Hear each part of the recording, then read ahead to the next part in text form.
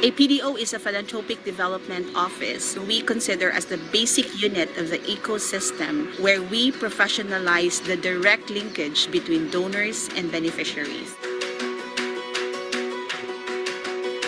It will institutionalize and create transparency, good stewardship of resources, monitor impact of their programs, create advocacy impact so that in the holistic part of it, it's not just only about the money, but it's also the stewardship of the utilization of this money that is supporting the mission of these charities. We are also trying to build an ecosystem of different philanthropic development offices because it is only in the ecosystem that we will be able to sustain our growth together. We see that this PDO thing, this whole ecosystem, social commerce, and crypto philanthropy is the best way forward towards sustainability. Not only for the foundation itself, but also for the beneficiaries who eventually be the ones to receive whatever benefits that the foundation will be receiving. And of course, ultimately, the other PDOs also all over the country. It has helped us to identify our funding needs, especially for the sick, with the help and guidance that they are giving. Our ministry to the sick is now more organized, more efficient, and systematic. They have been doing their best to assist us and to work from where we are so that we could truly function as such. One thing that Spring Rain was able to help us and has been going on until now is really connecting a lot of people, and not only here in the Philippines but also abroad. They have given us the right mindset, the skill set, and the tool set that we need in order to establish our office and to raise funds for our apostolate in education. It was very chaotic. Before Spring Rain, we were just scrambling and trying to figure things out, where Spring Rain came and gave us the technology on how to run it properly. We had departments, roles, and it was an organized machine where it's just like the business or any entity that it would function on its own. Even if one person's not there or the president is not there, the foundation is constantly moving and functioning.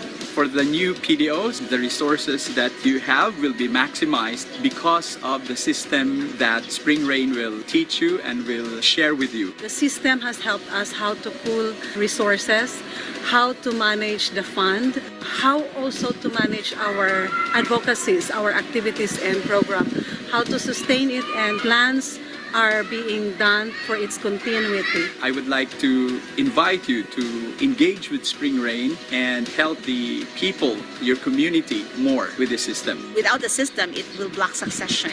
If you have the right skillful people without the system, then it cannot sustain long enough. If you have a system without the right people, then you miss the opportunity of maximizing the whole process. There's a lot of donor fatigue that is happening right now. And it's not because they don't want to give. It's about being annoyed by the manner of asking. It's actually the manner of the way we are communicating with the donor. The perennial problem that we have been encountering is the problem of sustainability. Partly because we haven't nourished and nurtured relationships with our different benefactors all these years. That's why I see the great potential that once we are able to connect and to nurture our relationship with our donors and eventually make their donation, make their giving more of a happy experience, then probably things will be better, so that it doesn't become a linear type of relationship, but it becomes a mutual kind of relationship. When the donor gives, he is happy because he was able to give, and of course he is happy that he is being regularly updated by the happenings and the updates of the foundation itself. We are able to see more people who are really not only business driven, but deep inside they want to make their businesses even more meaningful. They are finding meaning on giving impact to the lives of others. It ignites more our desire to do mission, to expand our mission. We are very excited to continue doing it and to be more serious about it. It takes a way to really study them and learn about how these donors need to get motivated, get involved, so that the fatigue that is happening will turn into a transformation of partnership, love, generosity, and it will create a very wonderful family in the world of philanthropy.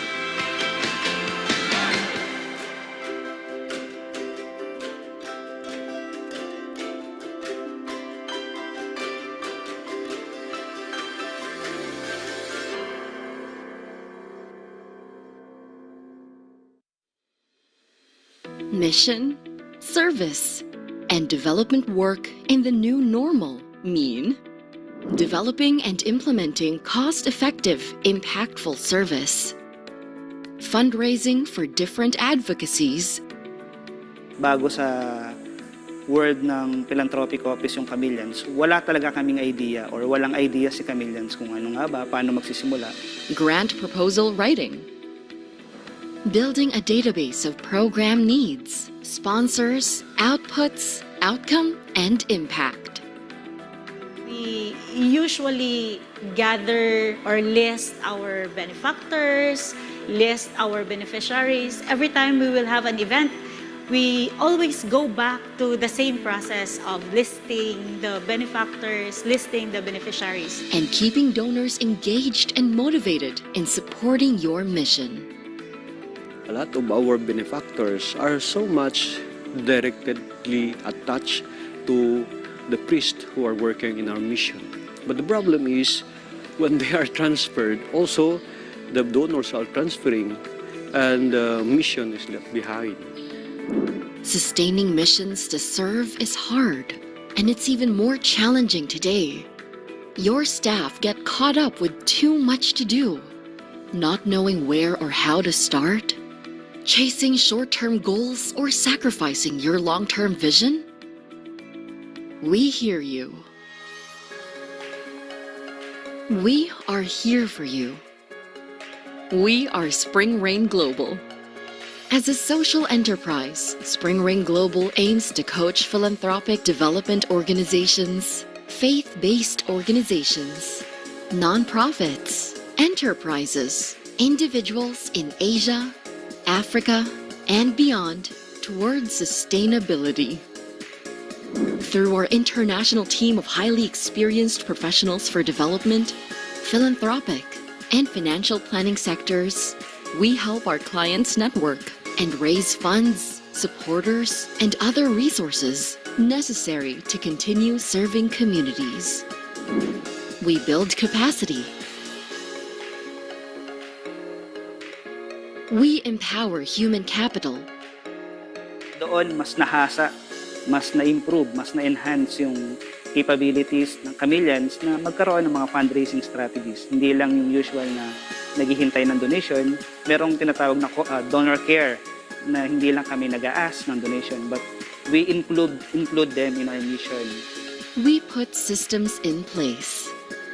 With the new financial system given by SRG, our PDO has learned to put things into order, the finances, and at the same time, we are more efficient in spending the resources available for all the programs that we have. Spring Rain Global anchors our services on the 6-pillar capacitation model, a proprietary systematic framework to empower organizations holistically and effectively towards sustainability. In the last 15 years, we have prided ourselves in working with community-based organizations who respond to the most urgent needs in our communities. We bridged hopes, helped our clients reach new heights, and generate roadmaps where visions come alive. But we are painfully aware that there are still millions who will benefit from stronger, more sustainable missions. At Spring Rain Global, we are determined to work with organizations and individuals to help them realize their roadmaps with confidence and skill. Spring Rain Global is eager to help you contribute to sustainable development through your mission. In SRG, our work goes beyond making organizations mission-ready. Introducing the Ecosystem of Good. Spring Rain Global facilitates linkages, connecting development organizations to one another, and program implementers to the private sector, philanthropy networks, and the government. With this, our ecosystem has been the best arena for funders, grant-making organizations, or donor networks to channel resources. And together, with our philanthropic development offices, we accelerate solutions to society's most intractable challenges. The ecosystem of wood is really flourishing in our PDO. That I felt that I'm not working alone. That people are sharing, contributing their own expertise, their own resources, even their own benefactors. They are giving what they can for the common mission, whatever entrusted to us. Work with us. Let us achieve missions together. Spring Rain Global, celebrating 15 years of nurturing a stronger ecosystem of good.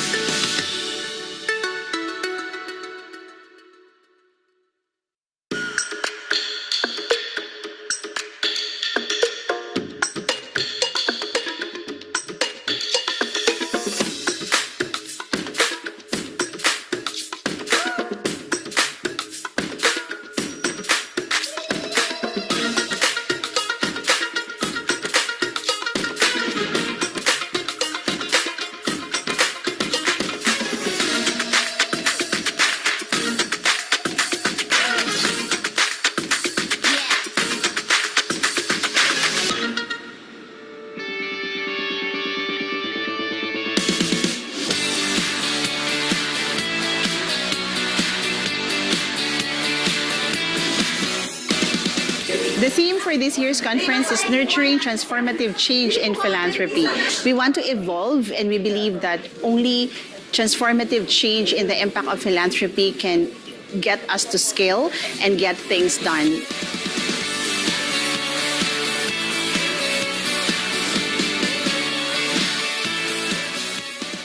So this is a venture where the religious and lay people work together, where there is no superiority or like we don't have clericalism here.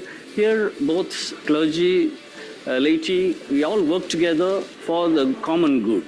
I realized that Spring Rain Global has grown a lot, engaging and involving more sectors of our society and responding to more needs of our people, independently of their colors, races, nationality.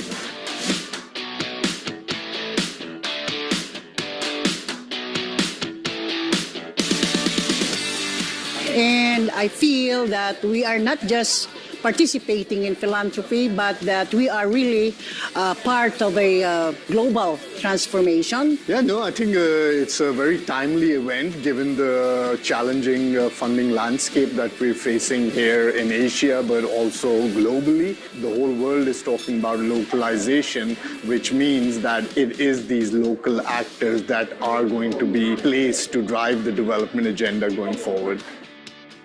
There are a lot of encouraging trends in Asian philanthropy.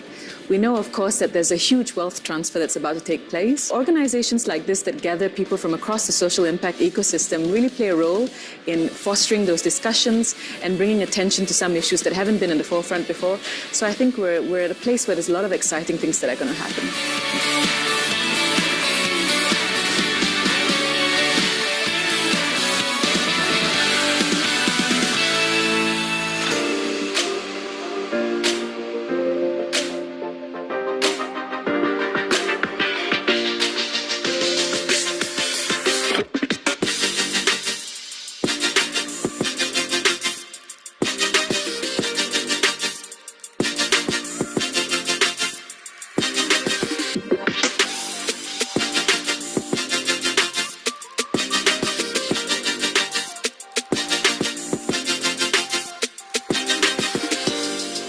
For the new PDOs, always make sure that charity should always be organized and structured. And that is what Spring Rain Global is giving to us. This is a long game. To do that, we need to be essentially sustainable, which means that you might need to make a profit.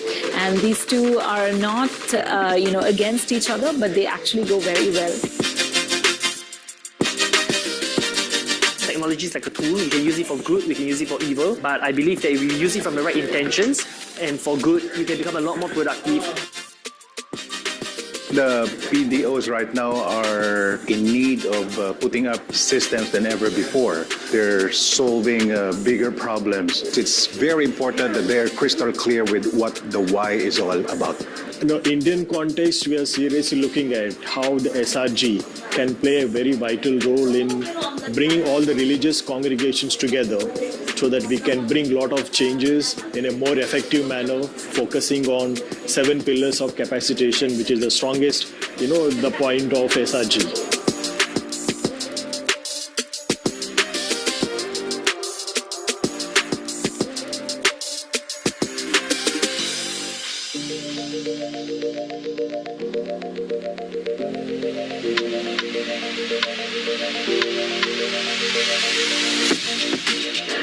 With all these things, I am very hopeful. The congregation is very hopeful that hard work, God will touch the hearts of donors and other people, civic association, to help us. In this conference na kita ko, I really have to have everybody in the same boat, in the same plane, allowing them to enter into the system.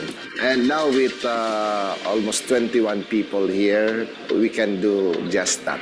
Very important for me is the system. We have yet to improve so much in documentation and in the system.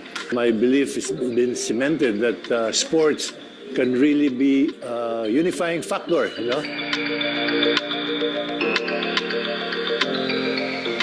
I am pretty sure that we're all going home inspired and we will use the knowledge and the experience of others. So this event is really a game changer because every year we are changing transformation. So we got to adapt, embrace the changes. I'm really happy to be surrounded with all the powerful and positive energy.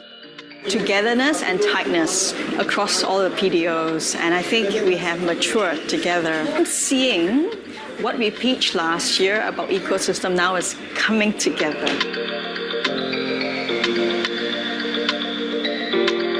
I believe that these collaborations between AVPN and SRG is to supporting the ecosystem of social enterprises and also non-profit in the Philippines, and also on how we bring social investors to supporting this capacity building fund. Thank you, Lord, for this hand-picked invitation of this noble undertaking. No, there's nothing more that I can say, but the best would lead us to where we are. Thank you to all of you for not giving up on your mission and for always being there to the people that you serve. And this is our SRG ecosystem of good. Signing off our 8th SRG Asian Philanthropic Development Conference, and see you all in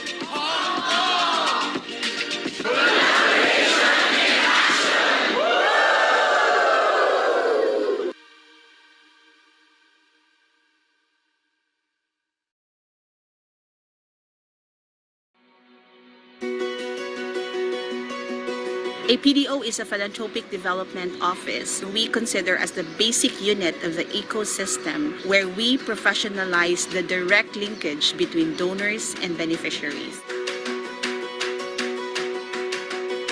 It will institutionalize and create transparency, good stewardship of resources, monitor impact of their programs, create advocacy impact so that in the holistic part of it, it's not just only about the money, but it's also the stewardship of the utilization of this money that is supporting the mission of these charities.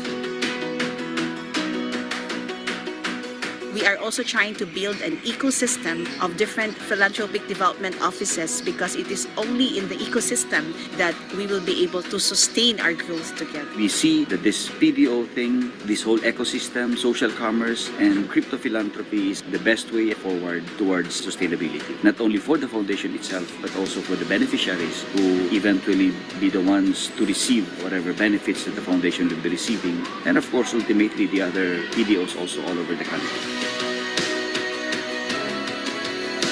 It has helped us to identify our funding needs, especially for the sick with the help and guidance that they are giving, our ministry to the sick is now more organized, more efficient, and systematic. They have been doing their best to assist us and to work from where we are so that we could truly function as such. One thing that Spring Rain was able to help us and has been going on until now is really connecting a lot of people, and not only here in the Philippines but also abroad. They have given us the right mindset, the skill set, and the tool set that we need in order to establish our office and to raise funds for our apostolate in education. It was very chaotic before Spring Rain. We were just scrambling and trying to figure things out, where Spring Rain came and gave us the technology on how to run it properly. We had departments, roles, and it was an organized machine where it's just like a business or any entity that it would function on its own. Even if one person's not there or the president is not there, the foundation is constantly moving and functioning. For the new PDOs, the resources that you have will be maximized because of the system that Spring Rain will teach you and will share with you. The system has helped us how to pool resources, how to manage the fund, how also to manage our advocacies, our activities and program, how to sustain it, and plans are being done for its continuity. I would like to invite you to engage with Spring Rain and help the people, your community, more with the system. Without the system, it will block succession. If you have the right skillful people without the system, then it cannot sustain long enough. If you have a system without the right people, then you miss the opportunity of maximizing the whole process. There's a lot of donor fatigue that is happening right now. And it's not because they don't want to give. It's about being annoyed by the manner of asking.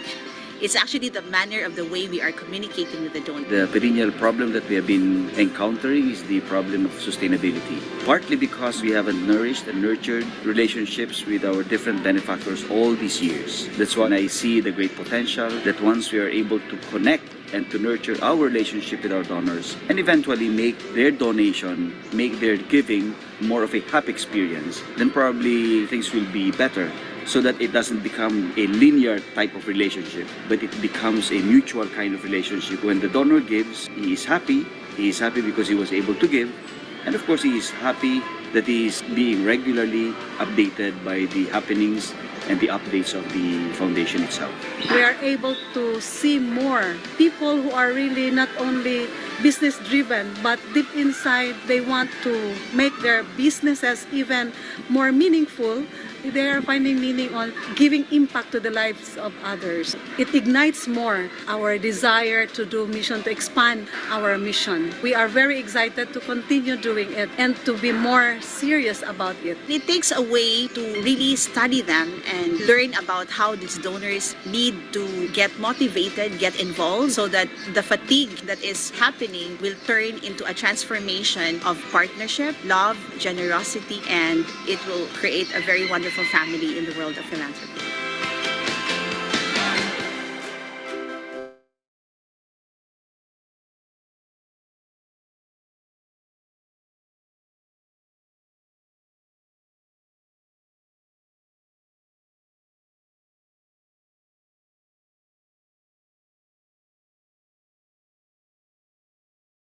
Good evening, everyone.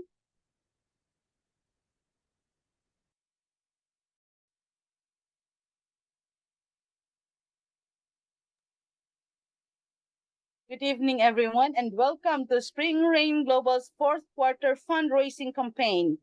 Please make yourselves comfortable wherever you are right now, and let us enjoy tonight's program. Before we begin, we would like to share a few reminders.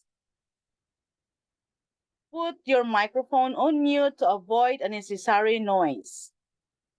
Edit your Zoom name display using this format. Organization's name dash your name. For example, SRG dash PRESA. Please stay with us until the end of the program. We would love to have you around as we unfold another year-end fundraising campaign. Lastly, please take a selfie Upload it in your social media account and use the hashtag SRG Empower Change 100 Days of Giving. And enjoy the session. To officially start, join us in singing the opening song, followed by the Spring Rain Global Prayer.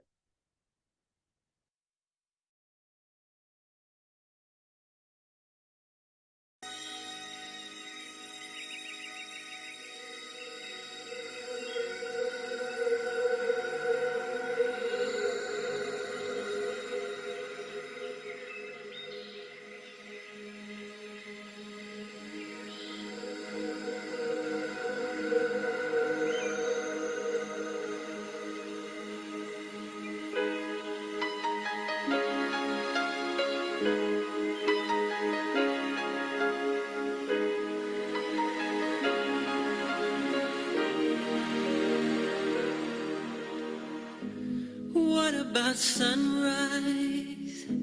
What about rain? What about all the things that you said we were to gain? What about killing fears? Is there a time? What about all the things that you said was yours and mine? Did you ever stop to notice all the blood we've shed before? Did you ever stop to notice this crying earth, this weeping shore?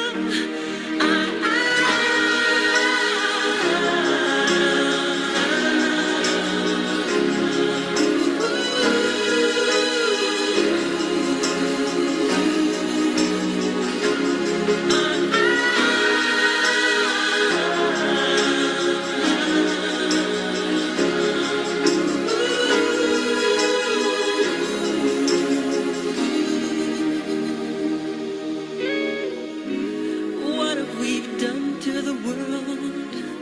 Look what we've done. What about all the peace that you pledged your only son? What about flowering fields? Is there a time? What about all the dreams that you said was yours and mine? Did you ever stop to notice all the children dead from war? Did you ever stop to notice this crying earth, this weeping shore?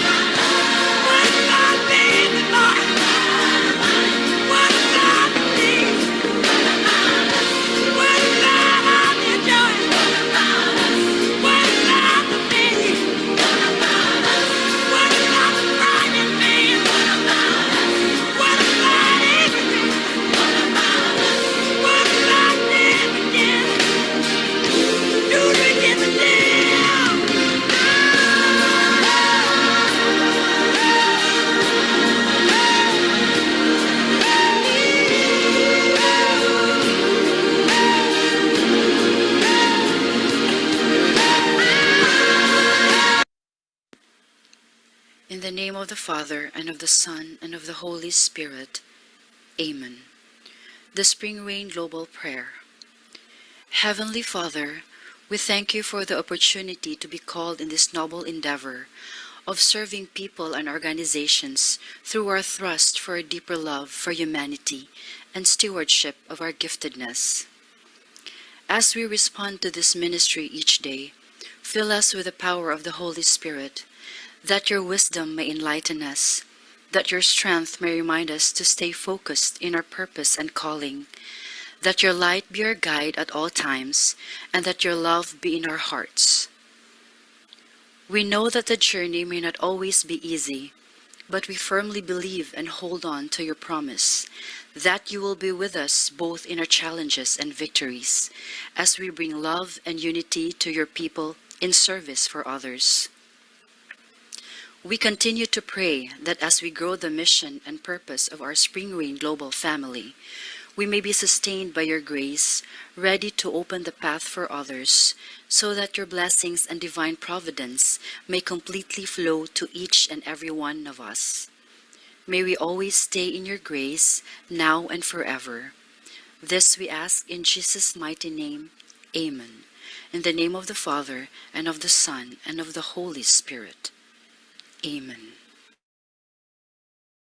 We will now play the national anthems of the Philippines, USA, and Singapore to signify the countries where Spring Rain Global is registered and operating.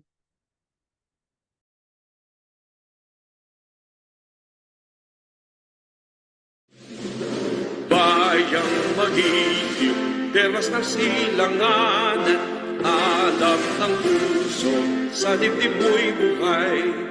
Lupang hinirang, tuyad ka ng magiting, sa manlulubing, di ka pasisiing, sa dagat at bundok, sa simoy at sa langit mong bughaw, may dilag ang tuna at awit sa paglayang minamahal, ang islap ng watawang mo'y tagumpay na naghihiling, ang bituin at araw niya kailan tambay di magdidiling, lupa ng araw ng walhati pansin ka, buhay ay langit sa piling mo. Aming ligaya na pag may mga akit ang mamatay ng dahil sa'yo.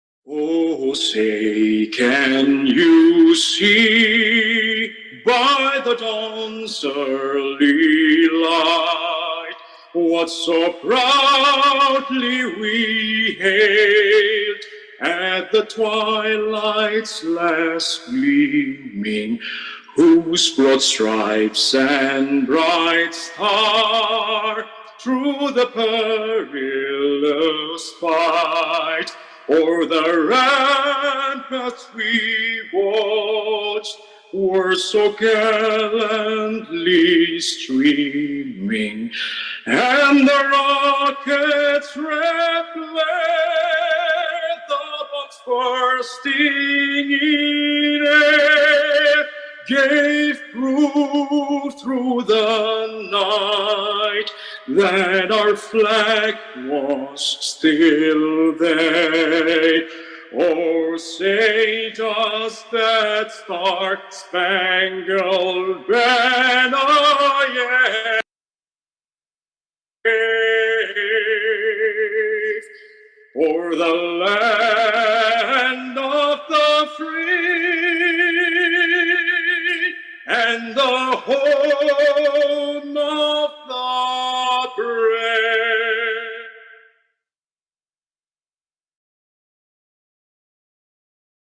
Mari kita rakyat Singapura sama-sama menuju bahagia. Cita-cita kita yang mulia, berjaya Singapura. Marilah kita bersatu dengan semangat yang baru, semua kita berseru, majulah Singapura,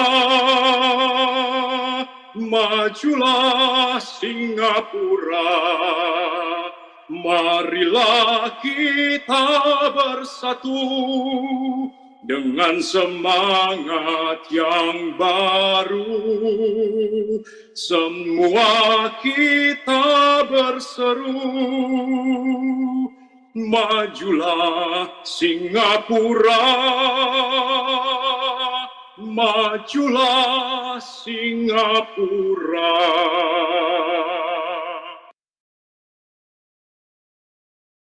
Good evening once again, and we are now live via Facebook. Thank you so much for being here. I hope you're all excited for another opportunity in spreading positivity and impact. If you are, please type in yes in the chat box or give us a thumbs up or a heart reaction.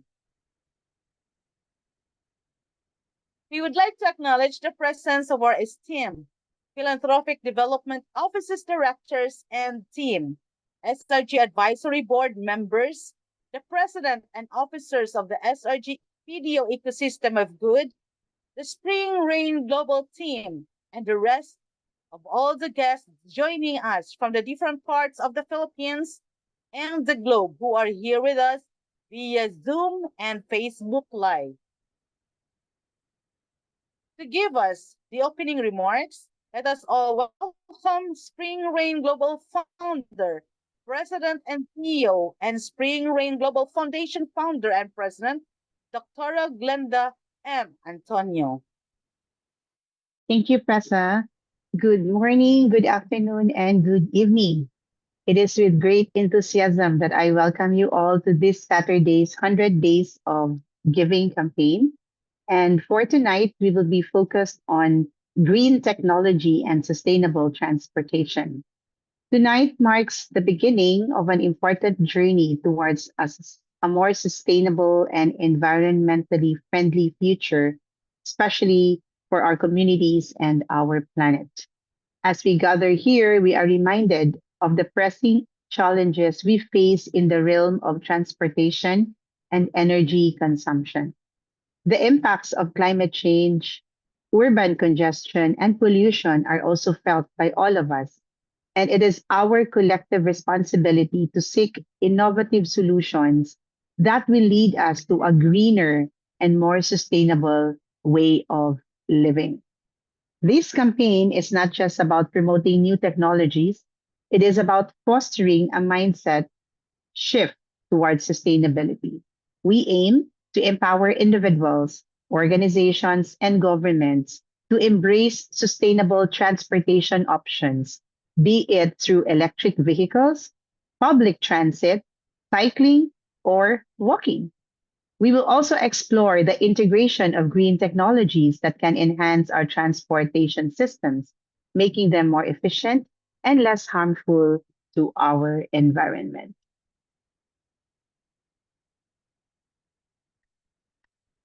I have also gathered some key areas where we will focus our attention for our discussions later in this session.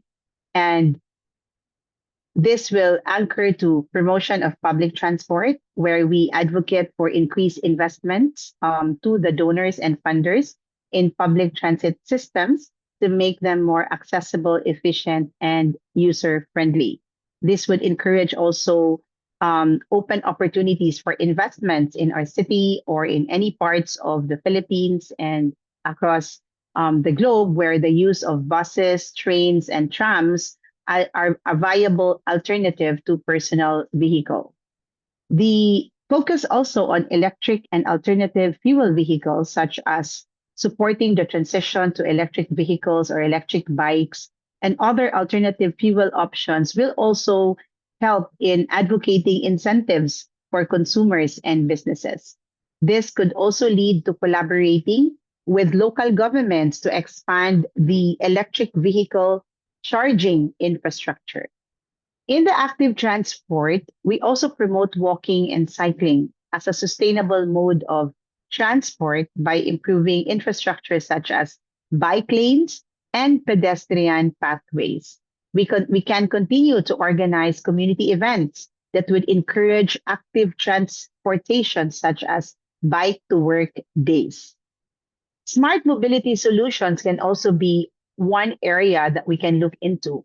We explore the implementation of smart technologies that will optimize traffic flow and reduce congestion, such as intelligent traffic management systems. The encouragement of many of us to innovate startups and platforms that can facilitate this would be very, very helpful. And this will also facilitate carpooling or even ride sharing. In the form of education and awareness, one of the area could be launching educational campaigns to raise awareness about the benefits of sustainable transport and some green technologies that we can use not just in the transport system, but also even in agriculture and in waste, conversion of waste and plastic. We will continue to also provide resources, which is encouraged, and workshops to empower individuals and organizations to adopt sustainable practices. One of the things that SRG would also want to look into is our focus in the community engagement to host workshops and forums that would gather input from community members on certain transportation needs and preferences, or even create partnerships with local businesses, schools, and organizations to promote sustainable transportation initiatives. Policy is very important also in this transition. We have to work with policymakers to develop and implement regulations that support sustainable transport and green technology.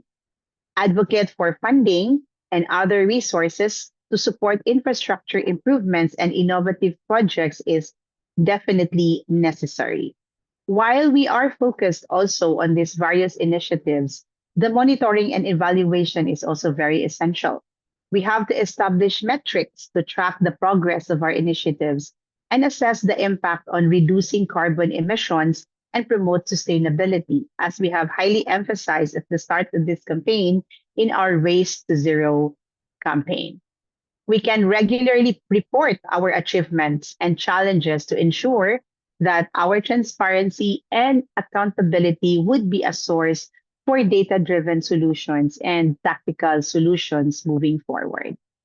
So within the 100 days since the start of the campaign, we are encouraged to engage in series of activities, probably workshops and discussions, among others, that will highlight the importance of sustainable practices in many ways.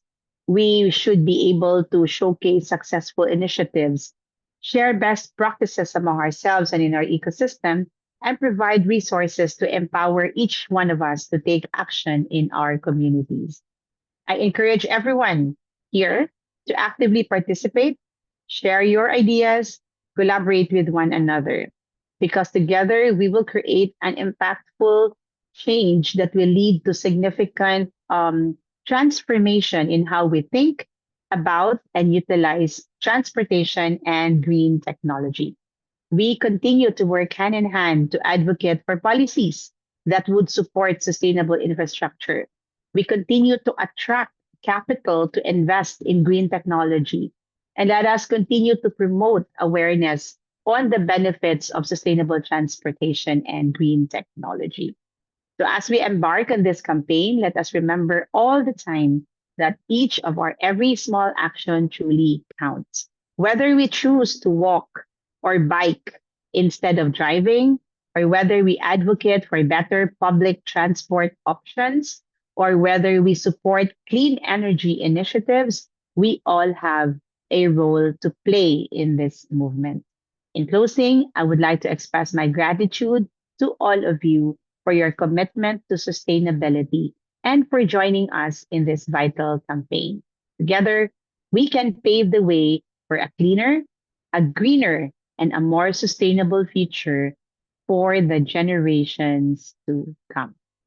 Thank you and welcome everyone for this evening's session.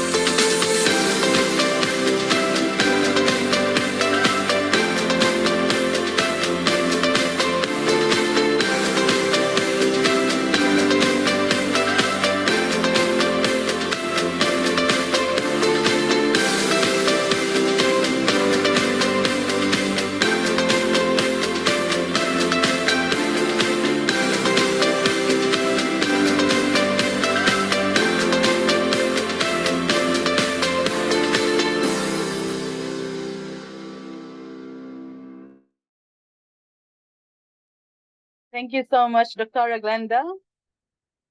Again, we welcome our participating organizations to Spring Rain Global's fourth quarter fundraising campaign, Empower Change 100 Days of Giving. Please don't forget to take a selfie or group photo participating in the campaign. Upload it on your social media accounts and use the hashtag SRG Empower Change 100 Days of Giving. This year's fourth quarter fundraising campaign will focus on the advocacies in climate change, education, and awareness, Race to Zero campaign, SRG Ecosystem Disaster and Climate Fund campaign, human capital development. This includes vocation and formation, skill set upskilling, education, and scholarship. Livelihood development includes solid waste management, social enterprise, and circular economy. Community health resilience. This includes clean water and sanitation, poverty alleviation, peace and order. Disaster preparedness, response, and rehabilitation. Sustainable transportation and green technology solutions. Climate resilient housing and infrastructure. Renewable energy and reforestation conservation initiative. Tonight's highlight advocacy is sustainable transportation and green technology solutions.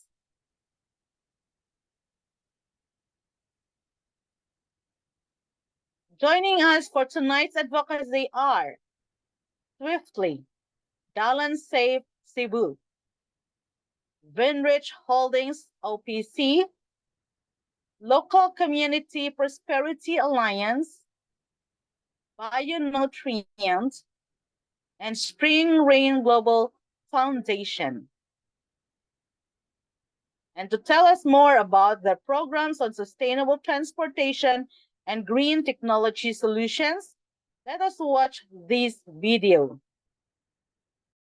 Hello, I'm Venus Abangan, the president and founder of Enrich Holdings. I'm here with a vision. Imagine an island paradise breathing clean air. Imagine the people here, many struggling to make ends meet, now able to build a better life for their families, all because they have a reliable, sustainable livelihood. This vision is what drives the e-trike revolution. For decades, gasoline-powered tricycles have been the backbone of transportation in Siquijor Island, as well as many other parts of the Philippines. There are over 1.5 million tricycles that operate in the country on a daily basis. But these tricycles bring steep costs, polluted air, high fuel expenses, and heavy maintenance bills that eat away at the driver's earnings. Now, they are ready for a change. With electric tricycles, we're giving these hard-working drivers a chance to breathe easier, both literally and financially. E-trikes mean zero emissions, reduced running costs, and a dramatic improvement in air quality. But they're not cheap, and that's why I'm here to ask you for your partnership during our 100 Days of Giving campaign. These drivers live day to day, struggling with rising fuel costs and vehicles upkeep. Our goal is to cover 50% of the e-trike's cost through grants, so they will only need to finance 50% over 3 years. Each e-trike costs $5,000, which means drivers only need to finance $2,500 for their own vehicle. With this grant, they can earn more, save more, and provide stability for their families. We also welcome social enterprise investors to this impactful partnership. Your contribution is the key to transformation. We will fund only those most in need and most committed to this change. We will select drivers based on the following. First is their economic need. Only low-income drivers who rely on this as their primary livelihood. Second is their safety record. We will only choose responsible drivers who will keep the roads safe. Third is their commitment to sustainability. Only those who believe in cleaner island are eager to lead this change. So why choose Siquijor? Siquijor is an island known for its natural beauty, but it's also an island facing pollution challenges. Nearly 1 million tourists visit every year, drawn to its charm. There are over 500 registered tricycles in the island.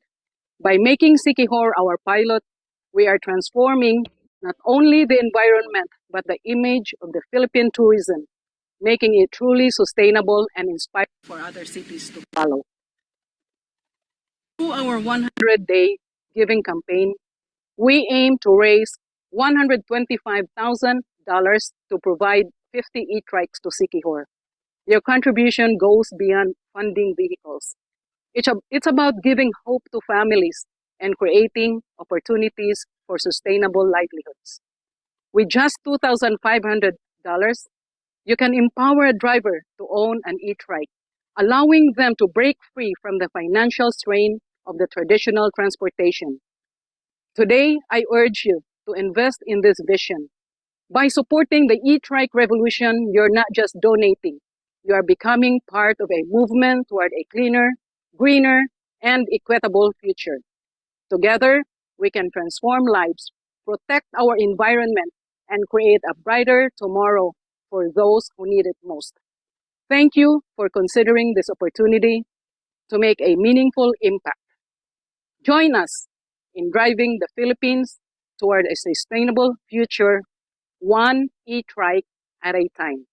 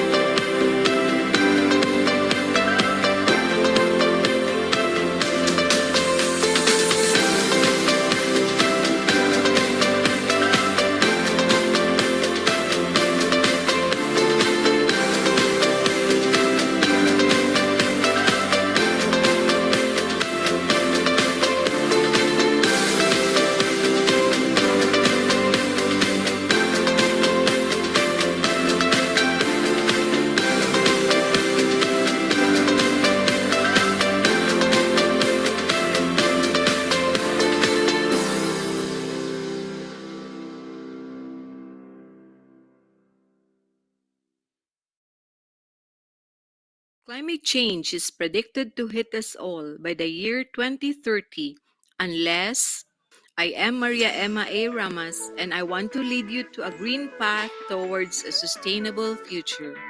Our specific advocacies are care for the environment, food security for all, climate change mitigation and adaptation. As the founder of Bionutrient Waste Management Incorporated, we rescue bio-waste and recyclables from ending in the landfill and converting this waste into a useful resource. Our programs will impact on the following UN Sustainable Development Goals. If you want to support our mission, you can reach us through Care for the Earth for a Sustainable Tomorrow is our battle cry.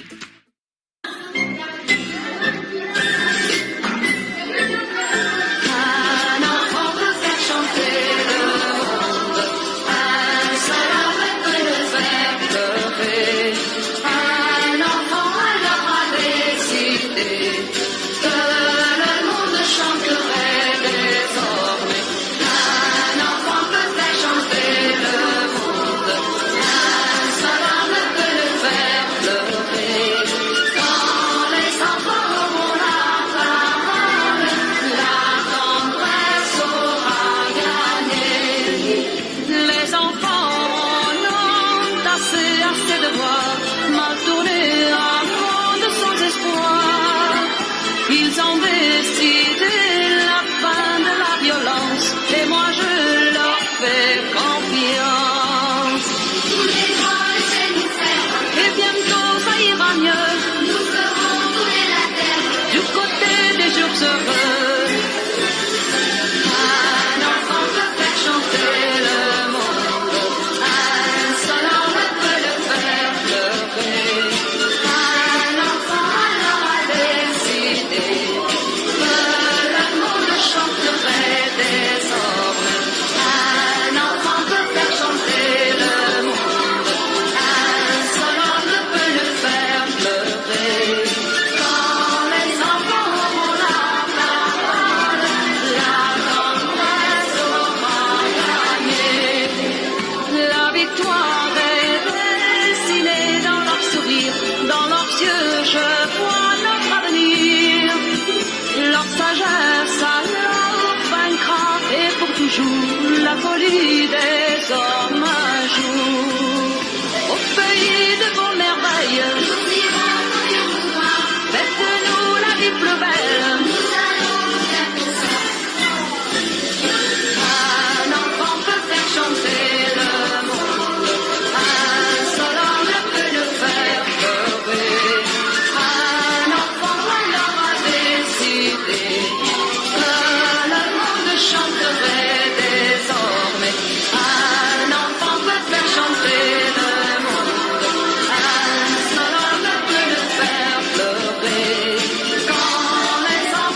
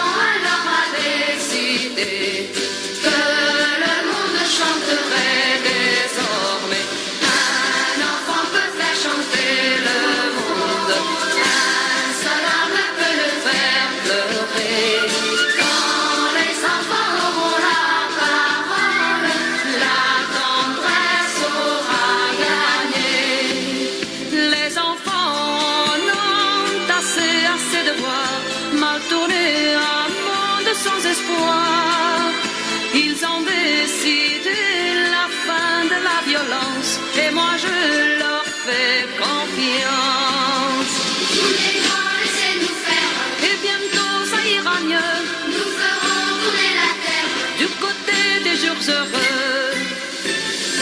Un enfant peut faire chanter le monde, un seul homme peut le faire pleurer. Un enfant alors a décidé que le monde chanterait désormais. Un enfant peut faire chanter le monde, un seul homme peut le faire pleurer.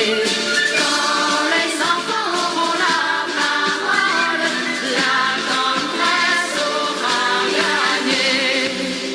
La victoire est dessinée dans leurs sourires, dans leurs yeux je vois notre avenir. Leur sagesse alors vaincra et pour toujours la folie des hommes un jour. Au pays de vos merveilles, nous irons quand Dieu voudra. Faites-nous la vie plus belle, nous allons tout faire pour ça. Un enfant peut faire chanter le monde, un seul homme peut le faire pleurer. Un enfant alors a décidé que le monde chanterait désormais. Un enfant peut faire chanter le monde, un seul homme peut le faire pleurer. Quand les enfants auront la parole, la tendresse aura gagné. Un enfant peut faire chanter le monde, un seul homme peut le faire pleurer. Quand les enfants auront la parole, la tendresse aura gagné.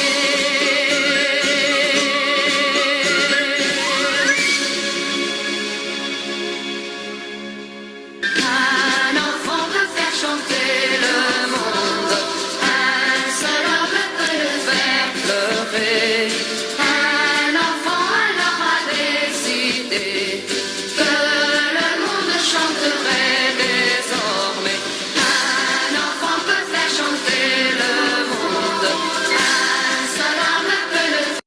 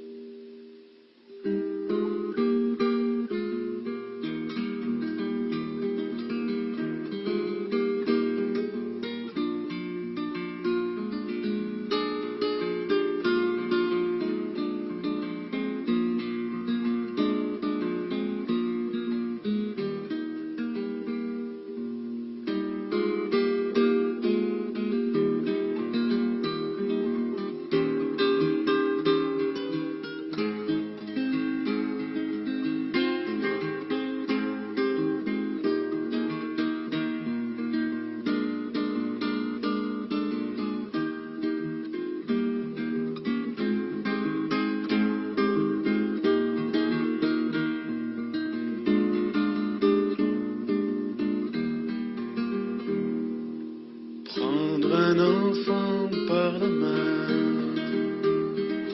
pour l'emmener vers demain, pour lui donner la confiance en son pas. Prendre un enfant pour un roi, prendre un enfant dans ses bras, et pour la première fois sécher ses larmes en étouffant de joie, prendre un enfant dans ses bras.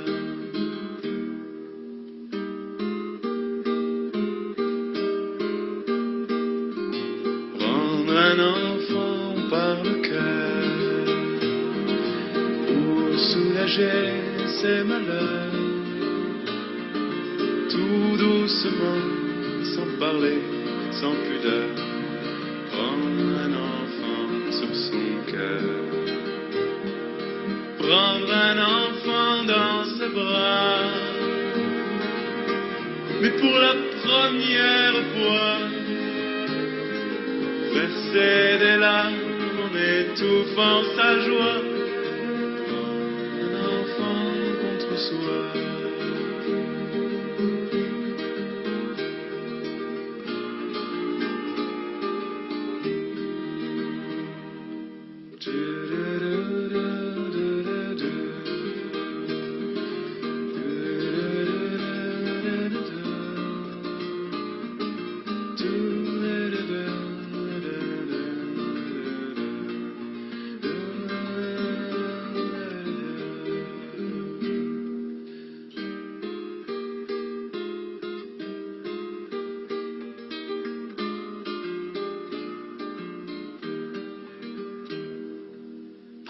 prendre un enfant par la main et lui chanter des refrains pour qu'il...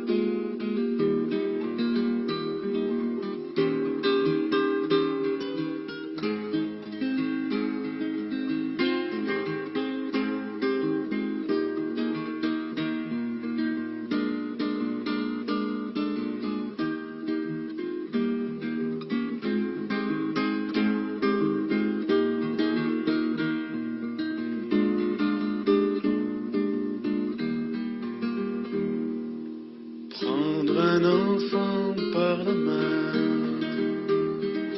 pour l'emmener vers demain,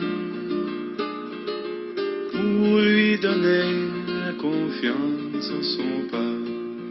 Prendre un enfant pour un roi, prendre un enfant dans ses bras, et pour la première fois sécher ses larmes en étouffant de joie.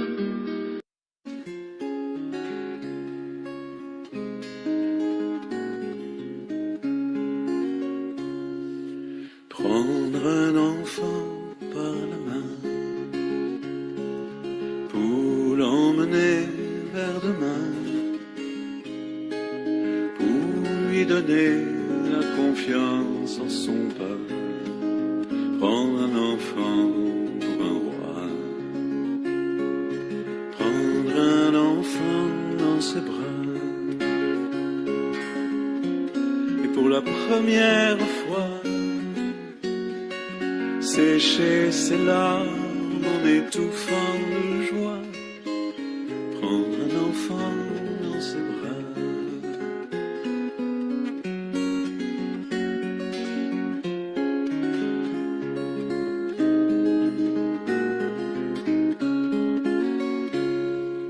Prendre un enfant par le cœur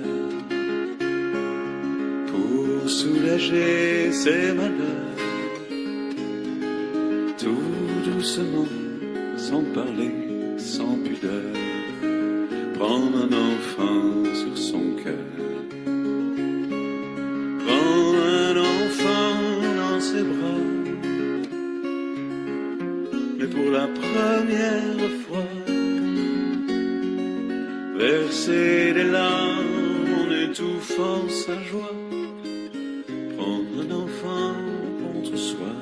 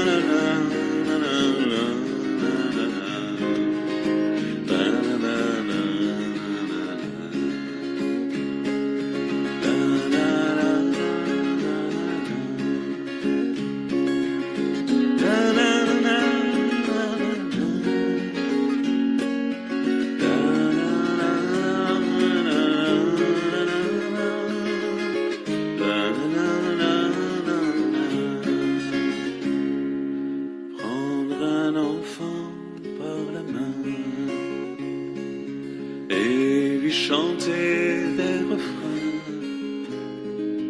pour qu'il s'endorme à la tombée du jour.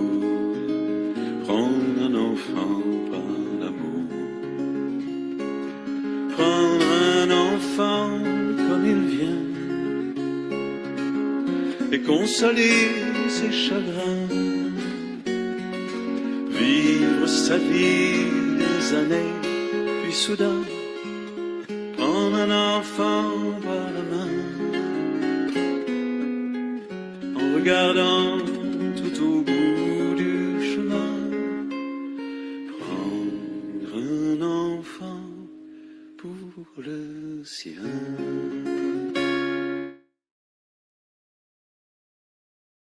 Spring Rain Global support the participating philanthropic development offices in advocating for a better and healed environment. We aim to raise funding for their programs that focus on preventing further damage to the environment, protecting the natural resources that God has entrusted to us, and eventually create a healthier place to live in. This year's fourth quarter fundraising campaign is very unique, as we are lead collaborator of the Race to Zero Philippines together with the European Chamber of Commerce of the Philippines as the lead accelerator. Addressing the challenge of climate change is crucial to ensure a sustainable future for all. Net zero is a comprehensive approach in balancing greenhouse gas emissions and its removal from the atmosphere. Achieving the net zero goal is essential to mitigate the devastating impacts of climate change and create a more resilient and equitable world. By leading this $5 million campaign, we can make significant strides in accelerating the transition to a sustainable net zero future. As a collaborator of this net zero campaign, Spring Rain Global invites all the PDOs, ecosystem members, companies, financial institutions, educational institutions, healthcare providers, environment advocates, civil society, and the general public to be the first champions to pledge 1.5 million pesos.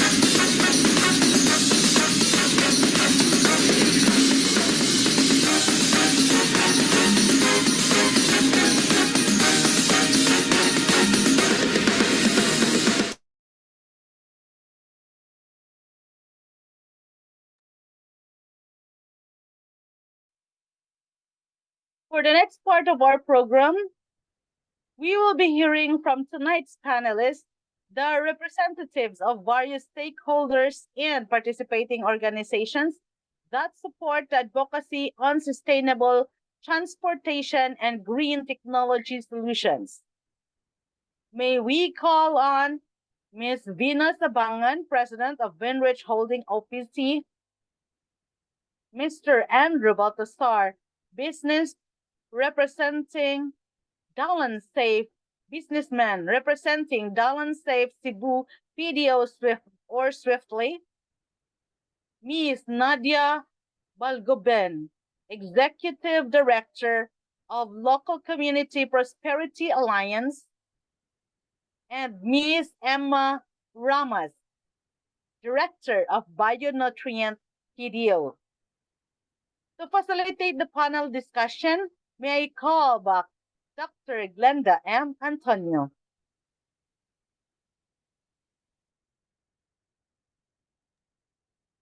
Thank you, Press. Can you hear me? Yes. Okay, thank you so much. Good evening, good morning, and good afternoon to everyone once again. So I am blessed to have with us advocates for this very specific topic for this evening, which is sustainable technology, green technology especially, and sustainable transport. So you've introduced basically your organization in the previous videos, and maybe this is the best time to kind of highlight essential things that you're actually focused into, especially in relation to this campaign. But let me just call each of the panelists and share to us what for you is green technology. And how does this green technology in your respective innovation in your PDO is being addressed? So let me just anchor our level of understanding on the green technology, which means the use of science and technology to develop eco-friendly products or eco-friendly services that would protect our environment. This may have to include renewable energy, sustainable transportation, waste management and recycling, energy efficiency solutions. Maybe you have solutions in agriculture, all contributing and helping us move towards a more sustainable future. So let me begin with our advocate, longtime advocate for environment, Cebu City Director for Environment, Madam Emma Ramas, to share with us about what for you is green technology and how do you see your initiative in bionutrient focus the concrete steps in addressing this direction for supporting our environment? Yes, good evening, everyone. Good evening, Glenn. On your question as to what green technology is, no, to me, um, I think the different solutions that we are embarking on, no, are all within the definition of green technology. So, in while, for example, composting is a very long, has been there for a long time now, the technology is evolving from they normally categorize this into two, no, the aerobic and anaerobic technologies that are involved in composting, but there are really trends now that hastens and that introduce microbes that have not been studied before, no, but have now emerged, and all very useful in the works of like in solid waste management. So we are studying all this so that we can embrace these green technologies that are emerging to help us solve problems. No, so apart from that, this thing about the e-vehicles, we really would like to shift to this greener system where collection of waste, for example, we would like to shift from the present system where it's so expensive and so polluting, where we use fossil fuels to power the vehicles that collect the waste. We would like to shift to greener the e-vehicles so that we can reduce cost, and we can reduce the pollution that's emitted into the atmosphere. So these technologies are really helpful. Like if they are not available, it would be really difficult to solve humanity's problems today.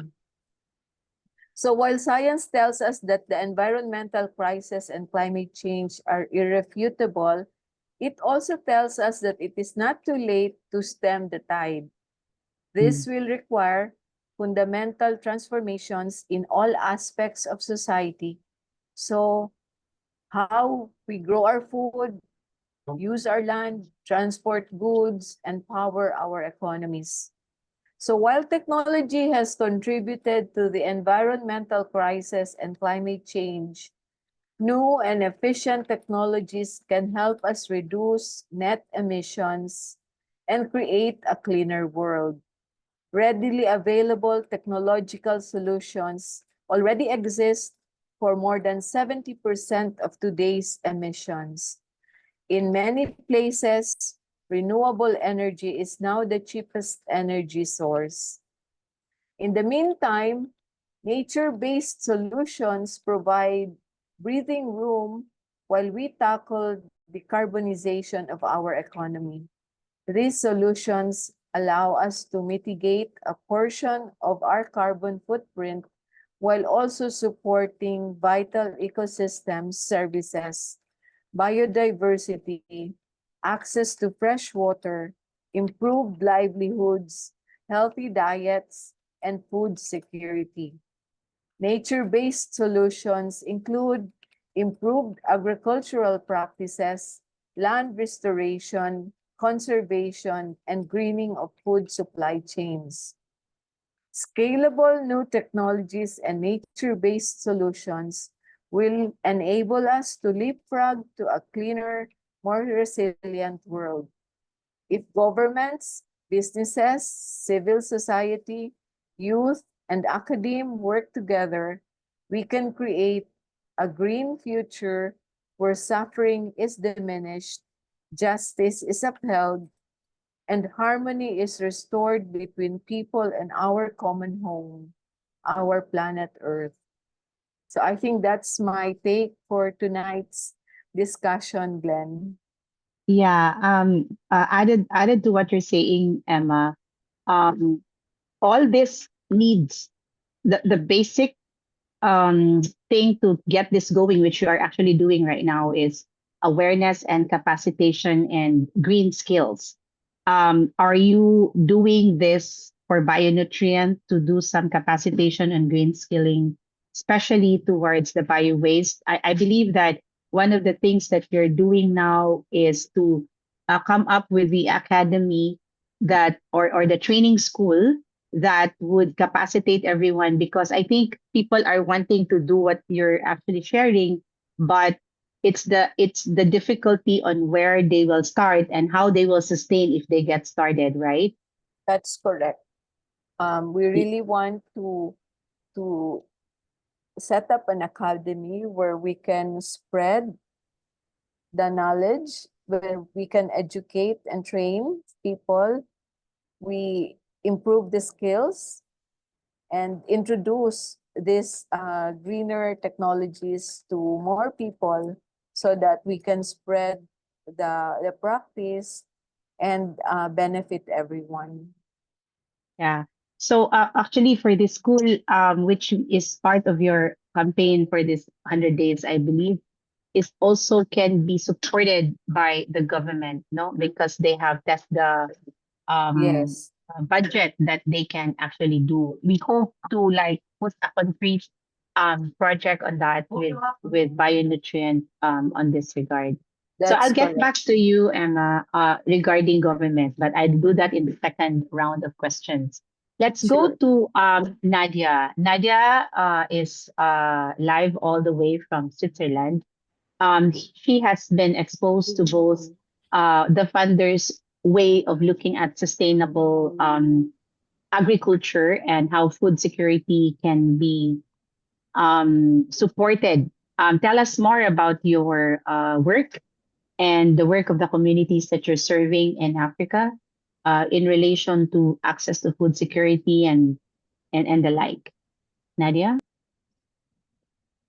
Yes, thank you. Thank you, SRG, for the opportunity to express ourselves regarding the project that we are working on at the Local Community Prosperity Alliance. We can see that among the projects that we have, there is a lot of demand for agriculture projects because we know that food is really a challenging matter for Africa. But with respect to what you've seen from the video, for instance, this is also not only Africa that is challenged, but we can see also this was a video from Haiti, where there is a number of children that are not even able to go to school.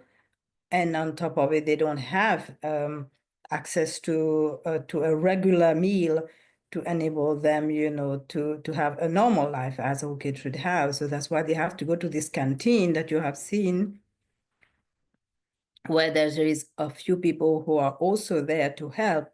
But all this is so much done on a voluntary basis, and therefore is not bear the sustainability that we would like to see such project to have. And for instance, when looking at this project, we would like, this is where we can link it to, access to food, to agriculture, because there will be probably an opportunity by supporting this project to get also the parents to probably go into the field of agriculture to develop some small businesses so that they become also a player in this field and to the economic development of their communities, and potentially financially sustainable in the long run.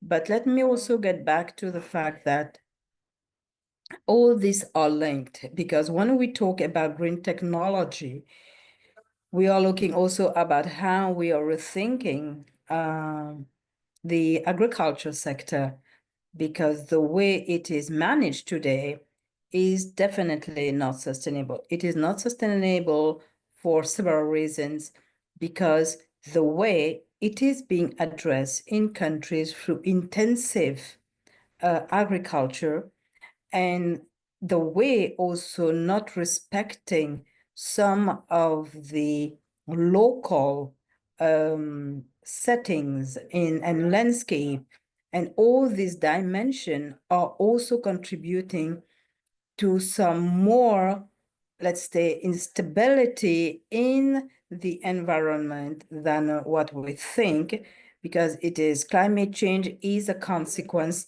also of the wrong management of agriculture and intensive agriculture, leading not only to unhealthy food, because there's a lot of pesticide in that, but also because the way we are putting intensive agriculture in places where there shouldn't be, and so on. This is creating more some, let's say, imbalance in the way nature can take and should be handled. So therefore, you see that from a perspective of food security, we have to look at agriculture. And if we manage agriculture properly, then we are also addressing much better climate challenges that we can face in our environment. And thus, therefore, we can think about better technology. And this includes equally when it comes to windmills that are being put. And luckily, they may not be today after so many years. We have to be also rethinking this in a way that this may not be the proper solution also to access energy. So there are other ways where we can also access energy, even through agriculture.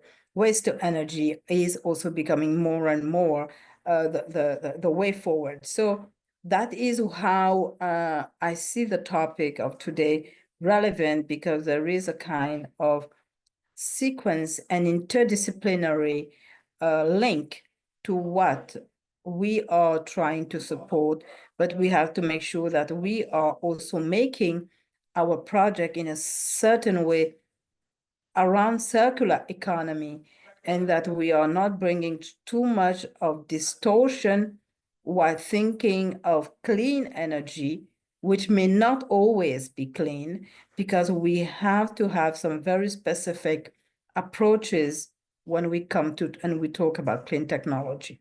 So that's what I Yeah, can contribute I for think, now. thank you, Nadia. I think what Nadia was sharing about these children, this huge number of children that they're doing on feeding program, are the effect of not being able to access for food.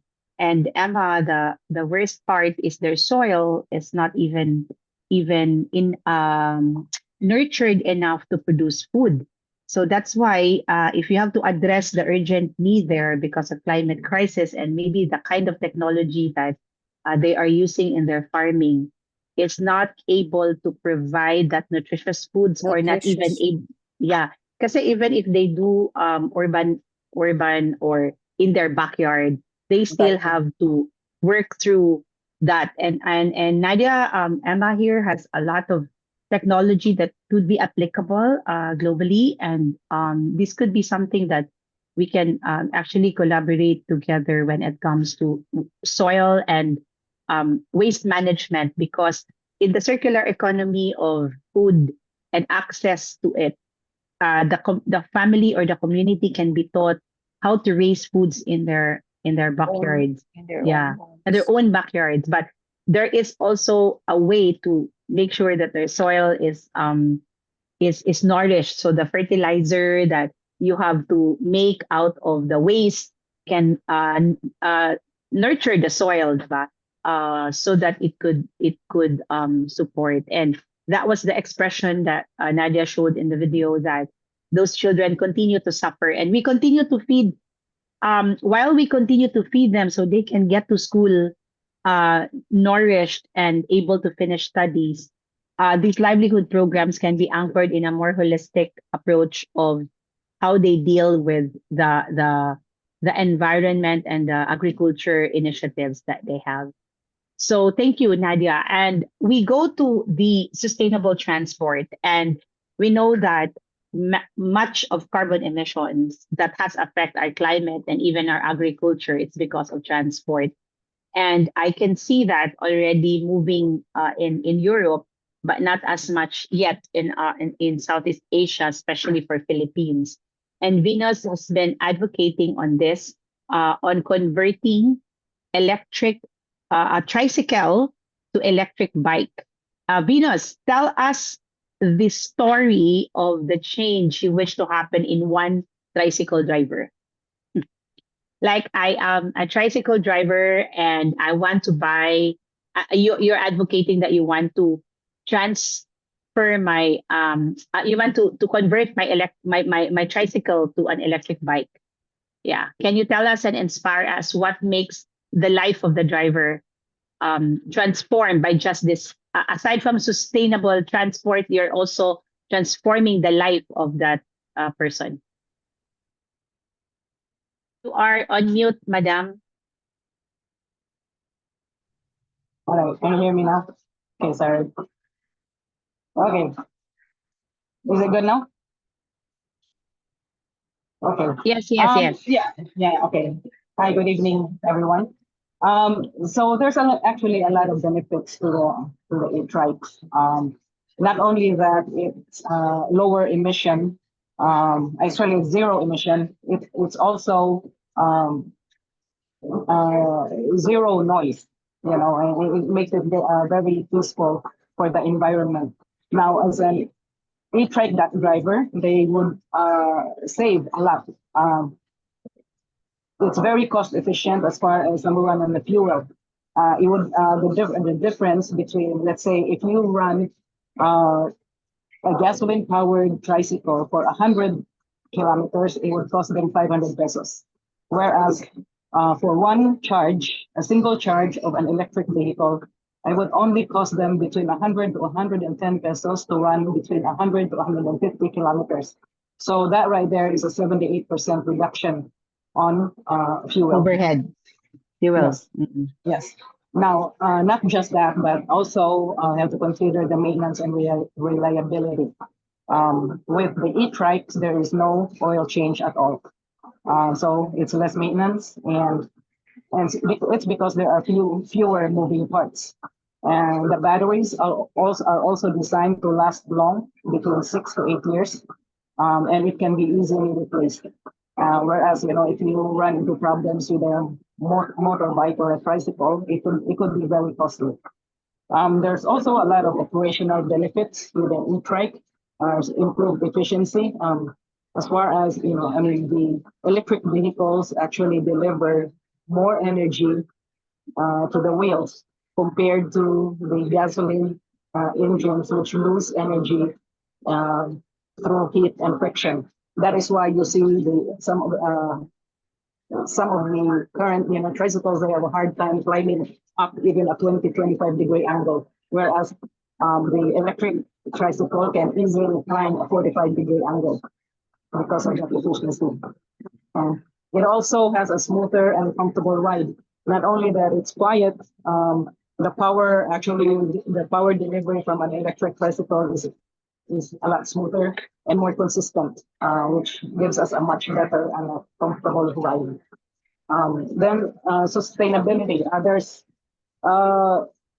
These tricycles can also be powered by solar. And you can see there in the picture behind me, there's that additional for like 15,000 pesos or $300. They can add that feature where it can be powered by solar, which will then give an additional 30% efficiency. So if a single charge can run 100 kilometers, now it can run 130 kilometers because of the solar feature. And then, it also gives us a benefit for as far as the health and safety. There's obviously cleaner air quality. It's safer for the drivers actually because there are no exhaust systems or no fuel tanks on the electric vehicles.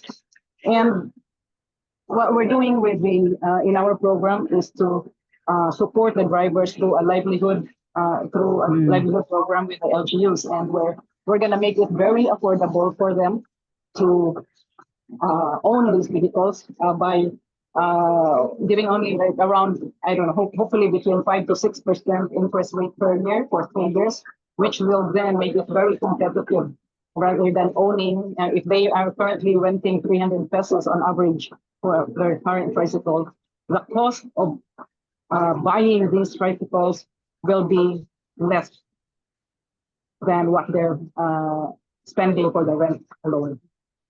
Yeah, just curious, Venus, and maybe for the public to know, the conversion of tricycle to electric bike in terms of mandate from government.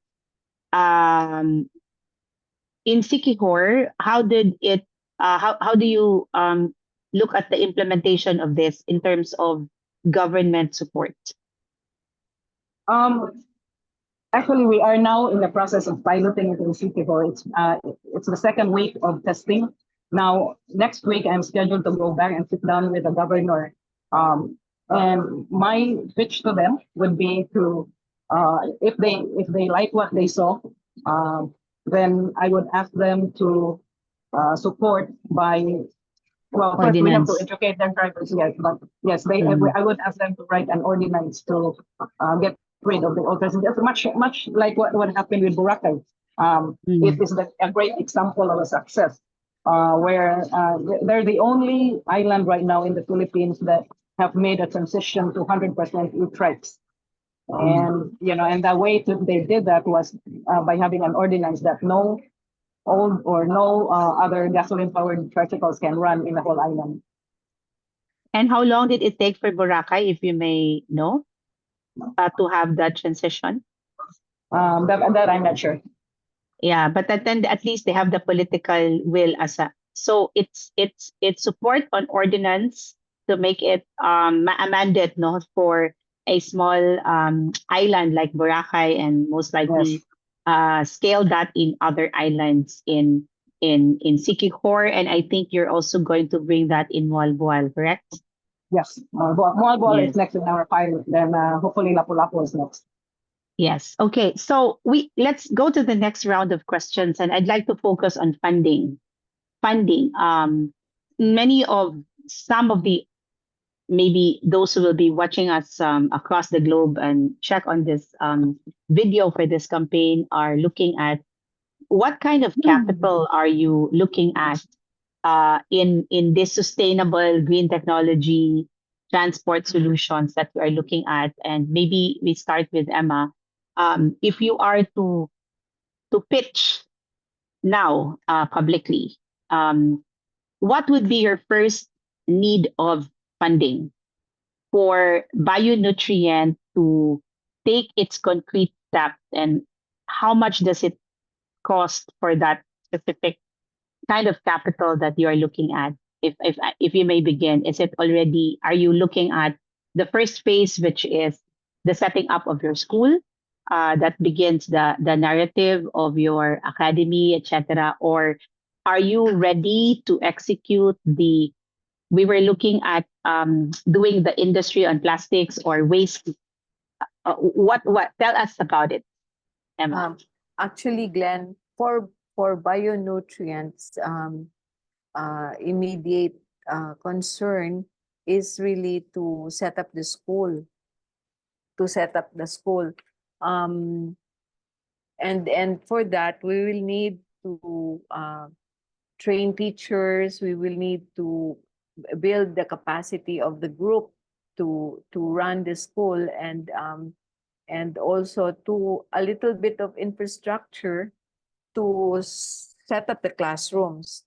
At least two. We were thinking of starting with two and then increase to another two the next year until we probably will have about 6 classrooms. That's for the school. But for the city, I really would like to start the development of an industry, so that development of an industry in the collection of waste.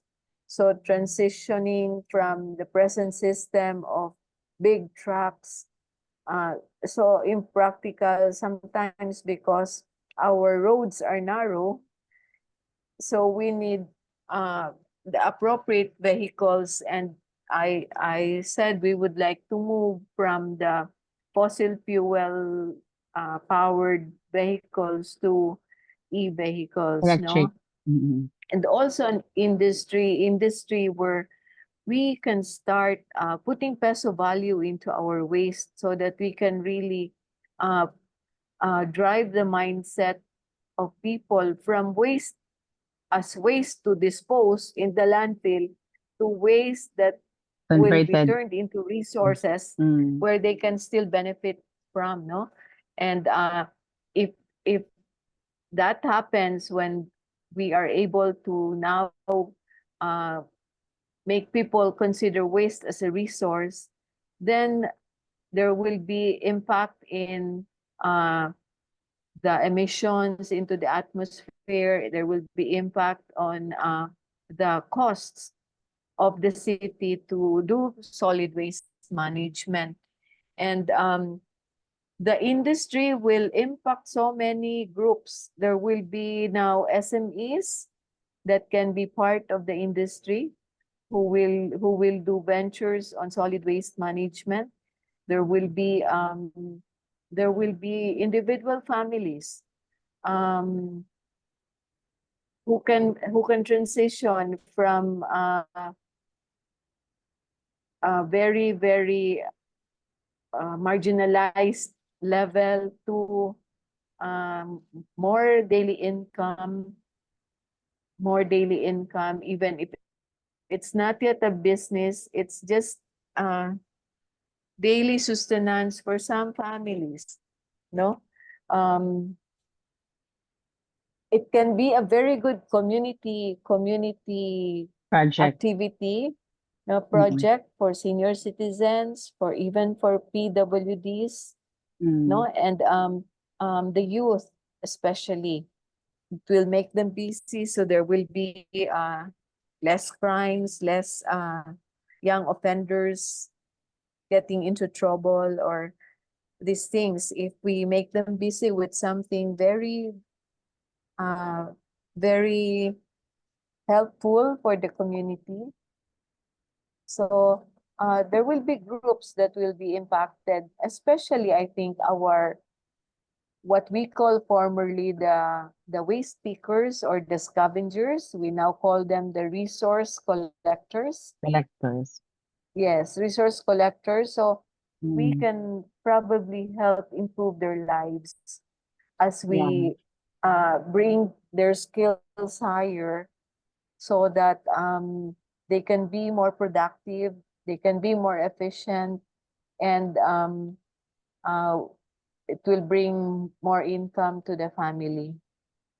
So, So, so yeah, before I forget, Emma, so the school becomes the entry point because if you come up with the industry and you involve the community, it's just best to capacitate first. So train. I agree. I understand that you have a property already that Yes, we have a where the property. school can be set up, right? And That's correct. approximately how much does it cost to set up the infrastructure of the school? It Are you doesn't. going to use a green technology in the infrastructure? So it speaks about what you teach, like Yes, bamboo yes, or definitely. something. Yeah. Uh, we plan to use bricks out of limestone and plastics. And Oh, our furniture will also be using boards that are made of plastics. good. So Nice. with the walls and ceiling of the classroom, I'd really like to introduce solar power Mm. on the roof so that we can bring down cost of power. But more than that, we will in the architectural design itself, we would like to harness the free resources from nature, the light and the air that we can introduce through our architectural design. I see. Cost wise, estimate how much do you need to get that going? The I think school the school will require on infrastructure initial funding. on Yeah, infrastructure 2 million, the school two alone, and million then pesos. the pesos, and then Mm-hmm. the that's for the two classrooms with Okay. all the necessary things inside needed to run it. Um, and then the training part, of the capacity building of the team would also cost us Mm. also some amount. Okay. So initially, a seed fund of about probably 5 million peso can get you started Yeah, with that two can rooms, really.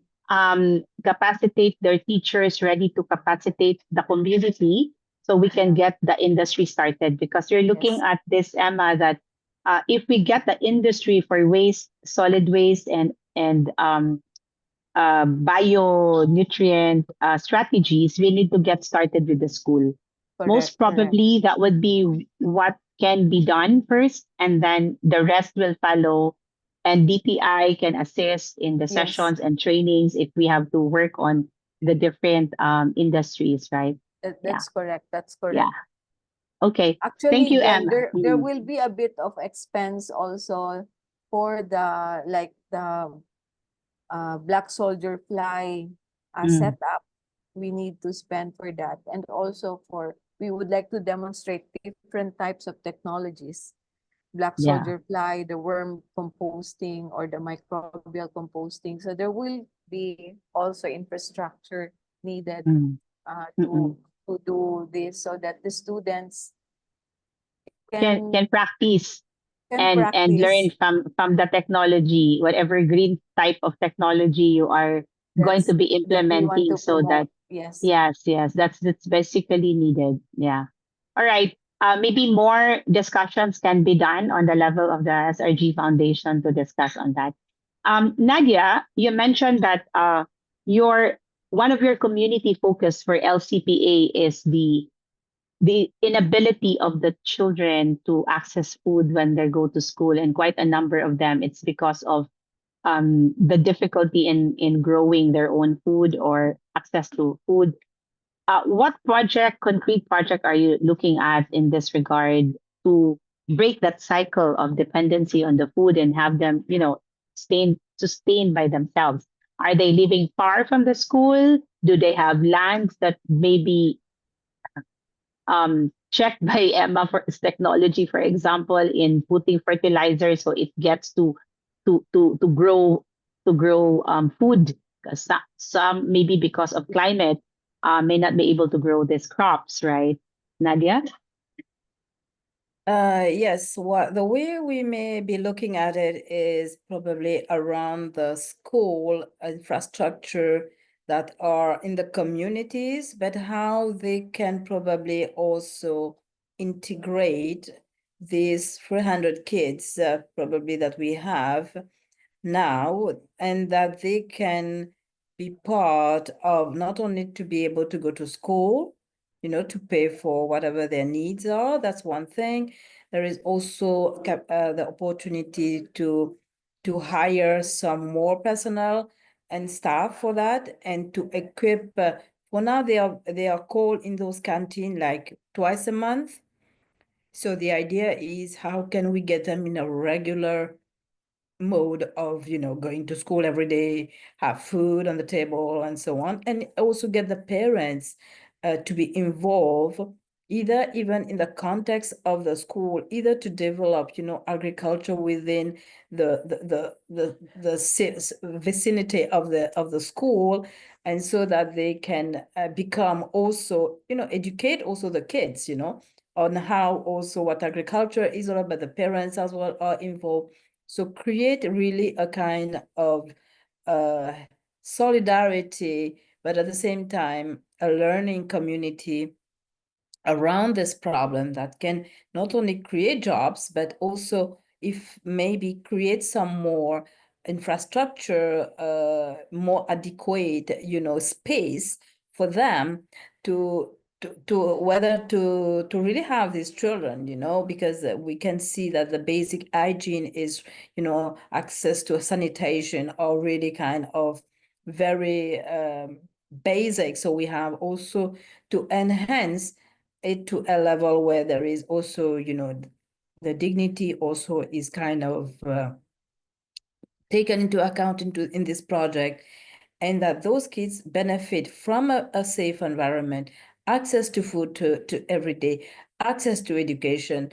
The parents contribute to it, provide a space for food to be grown, and in addition, make use of the food to be used to feed the school, and to be an opportunity for the school to benefit from that, but at the same time, get themselves also to be paid as parents, get the waste also of the agriculture to be used into the as energy for the schools. And this may require also, which probably does not appear here, some very also health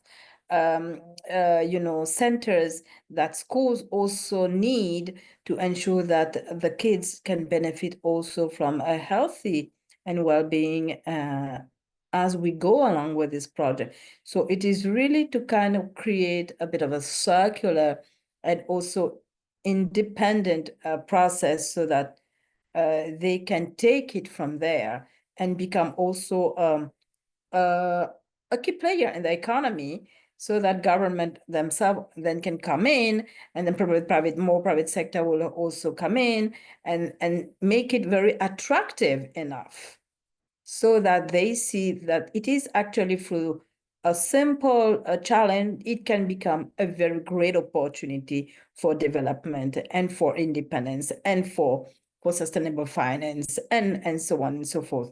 So the way we are looking at it in the range is much more potentially to get started is 350K US dollars, thousand US dollars, because this involves a lot of kids, and we want to pay also a number of staff, but also to construct, to buy equipment, also for the canteen to be well equipped, better equipped, and also ensure that there are very, respectable, I would say, sanitation around and so on. So that's what this project held the potential of going beyond just giving the meal to the kids. Today, as we said, it is just twice a month.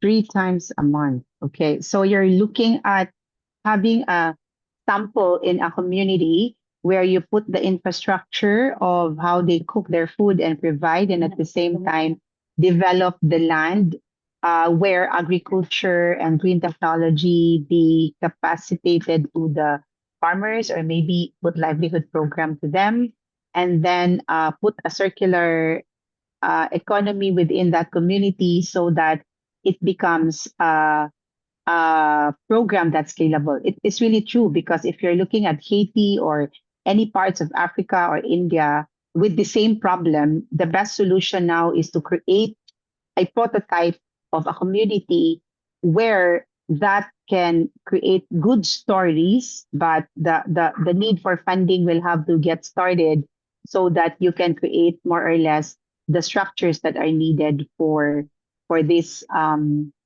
for this problem on hunger, for example, or lack of access to food be addressed, right? Yeah. Okay. I believe that with that, more partners from government and the sector in the area will be ignited if there is a concrete process. And I think it's not too far, also, Emma, that you can make this module that you have globally acceptable, because it is addressing the same problem as I see it. Philippines Exactly. has a lot of innovations in this technology side of agriculture as well, and addressing resiliency on food security. Venus, we're talking of funding here, access to funding.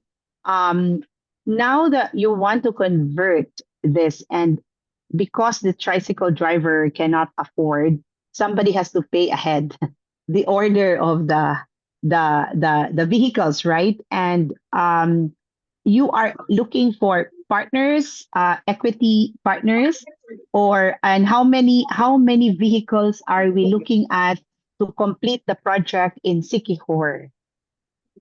Now, Sikihor alone, we are targeting only maybe half of the 540 that are registered.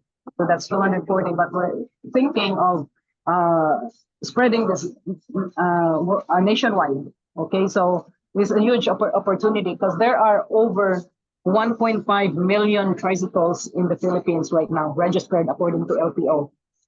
Not to mention another over a million, 1.2 in that are private tricycles or used for business. So the opportunity is huge, and for an investor, this is really very attractive. Not only are they helping the environment, but they are also making, they will be making a huge profit. Now let's just be conservative. Let's say that out of the close to 3 million will convert, only 1 million will convert to e-trikes. So I calculate the total funding needed would be around 240 billion. So 240 billion. Yes, that's for 1 million tricycles only out of the 2.8. So at a profit at 6% per year, or 18% over the course of 3 years. So that's a 45 billion profit. That's the percentage that you're going to give to the investor. It's a loan, 6%. right? Yes, You it's a are loan. That's you right. are you are attracting the public right now, or funders watching right now to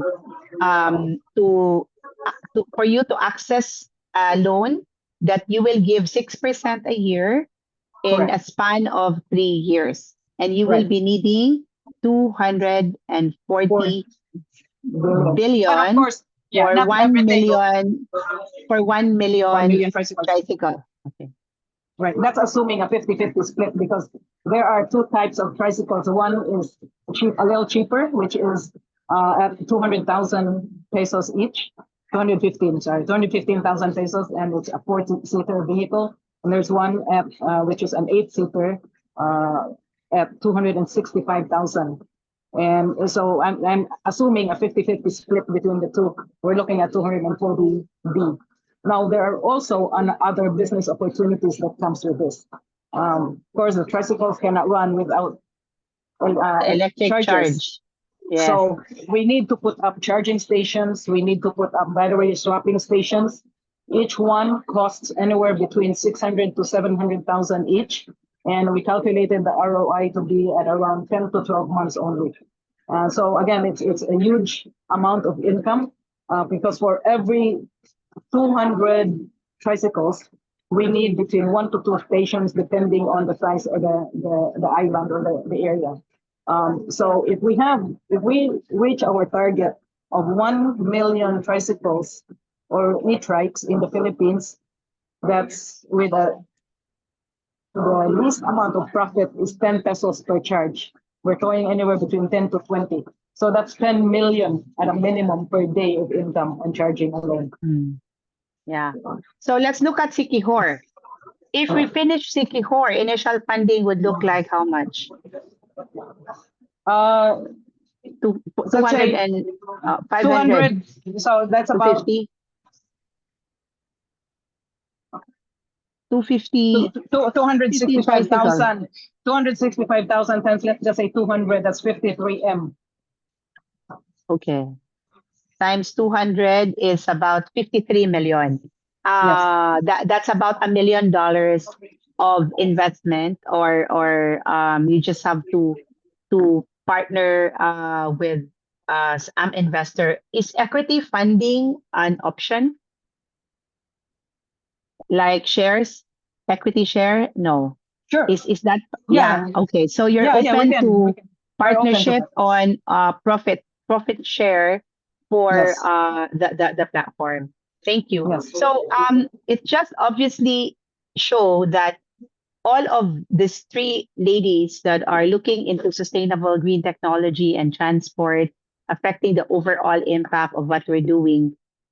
An idea, a solution needs resources, right? That is why this 100 Days campaign is our platform to look into several constituents, 100 advocates maybe for Venus, whose trust is in sustainable transport.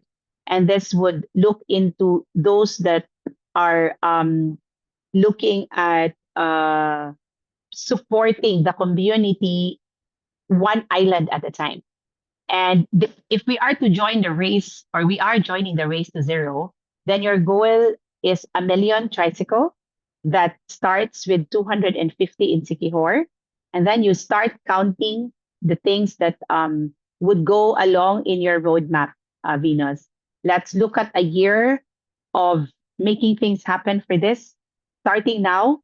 And the nearest future, we will sit down and most likely also would be opening to potential partners, Nadia, in Switzerland, maybe, who's also interested to collaborate on both a loan agreement or an equity venture because of this huge potential in our country that is supporting sustainable transport.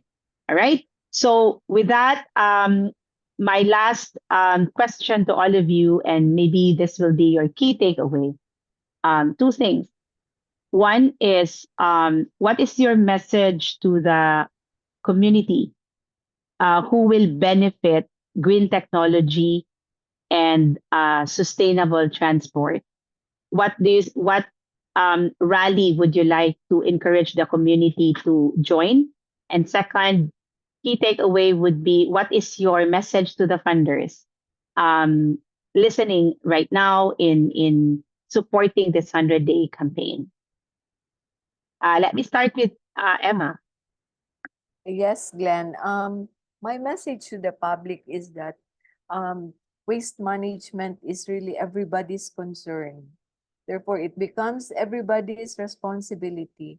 The problem cannot be solved by by government alone, cannot be solved by just a few of us working, but everybody should be involved. And um, if we are all involved, all of us will also benefit from the good impact that this will bring.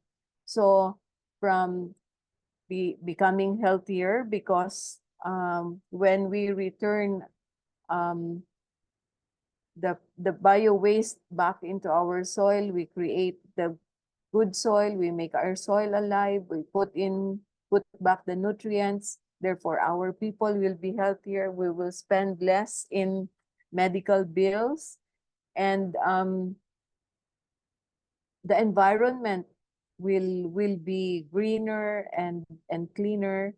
So everybody will tend to benefit from this. But apart from that, there can be income per family for those who will decide to grow their own food at home, and then using their bio waste to fertilize the food that they grow.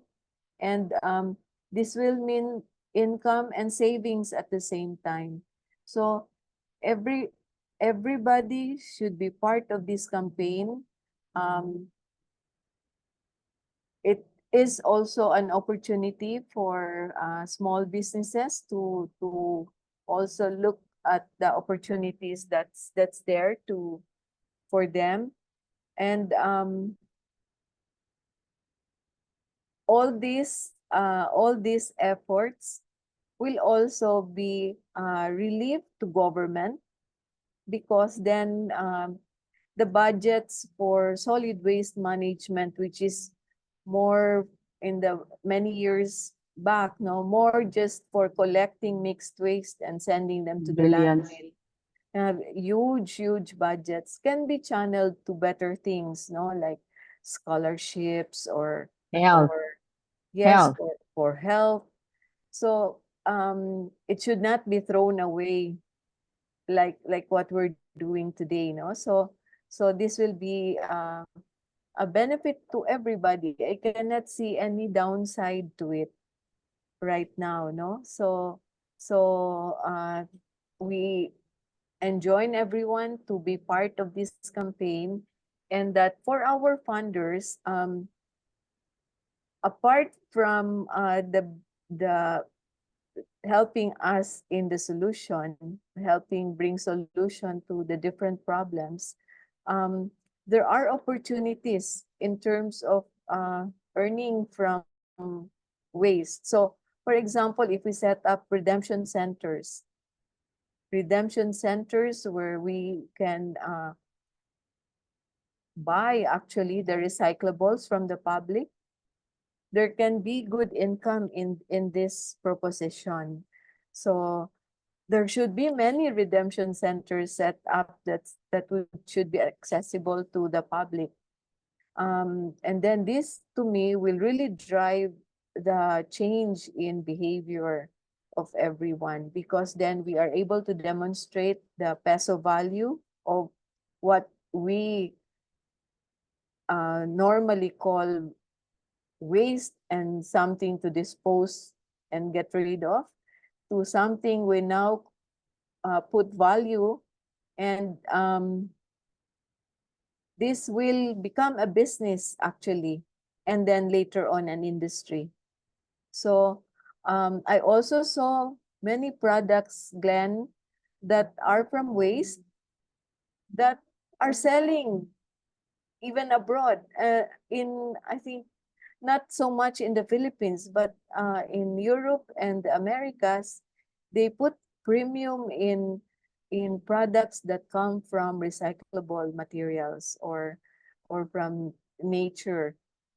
So I can see a great potential here. So the funders will not only help solve problems, but there can be opportunities to grow some funds from solid waste management programs.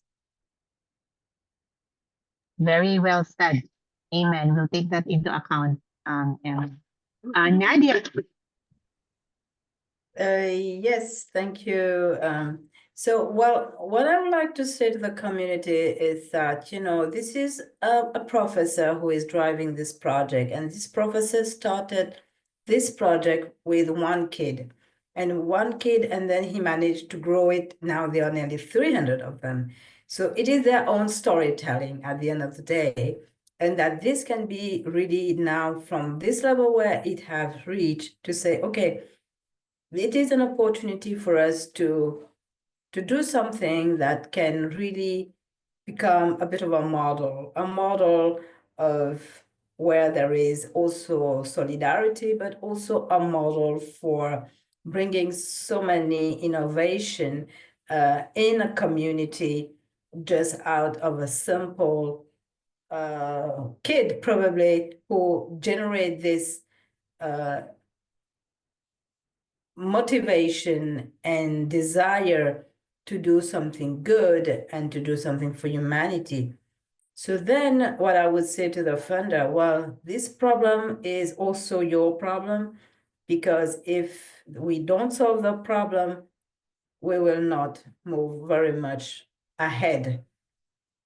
Because as long as our kids are still not accessing their basic needs, we cannot consider humanity to be at the level where it should be, and therefore the future of humanity remains still, let's say, challenge, and they can make a difference, they can play a role in that, and we call for them to become what we call one person, one project, one country. If they support this process, we can make really the huge difference for humanity. Amen. Amen. Miss Venus.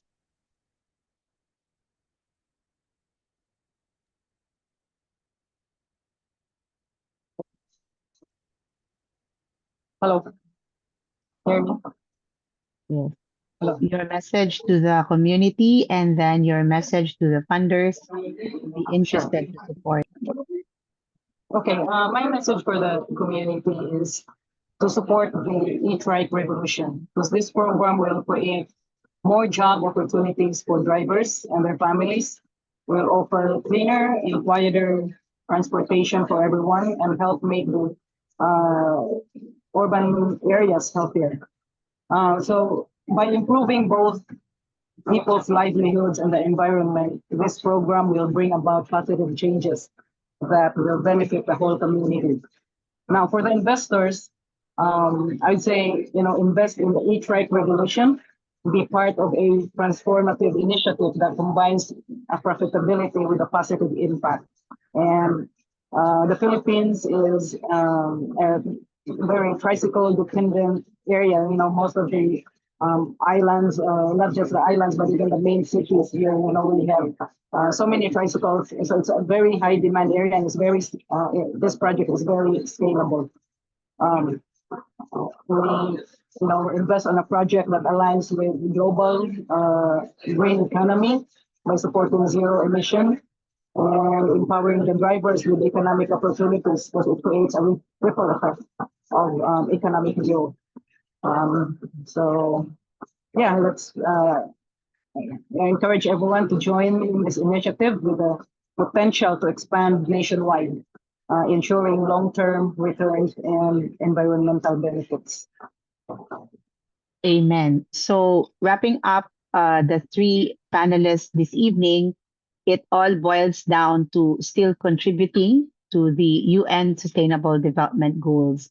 Emma just reiterated about the value of both the community and the business sector, and efficient and effective use of resources on government, so that we can address necessary expenses for what it should, where it should go, and not just spend on expenses that are recurring and not we're not doing anything about it.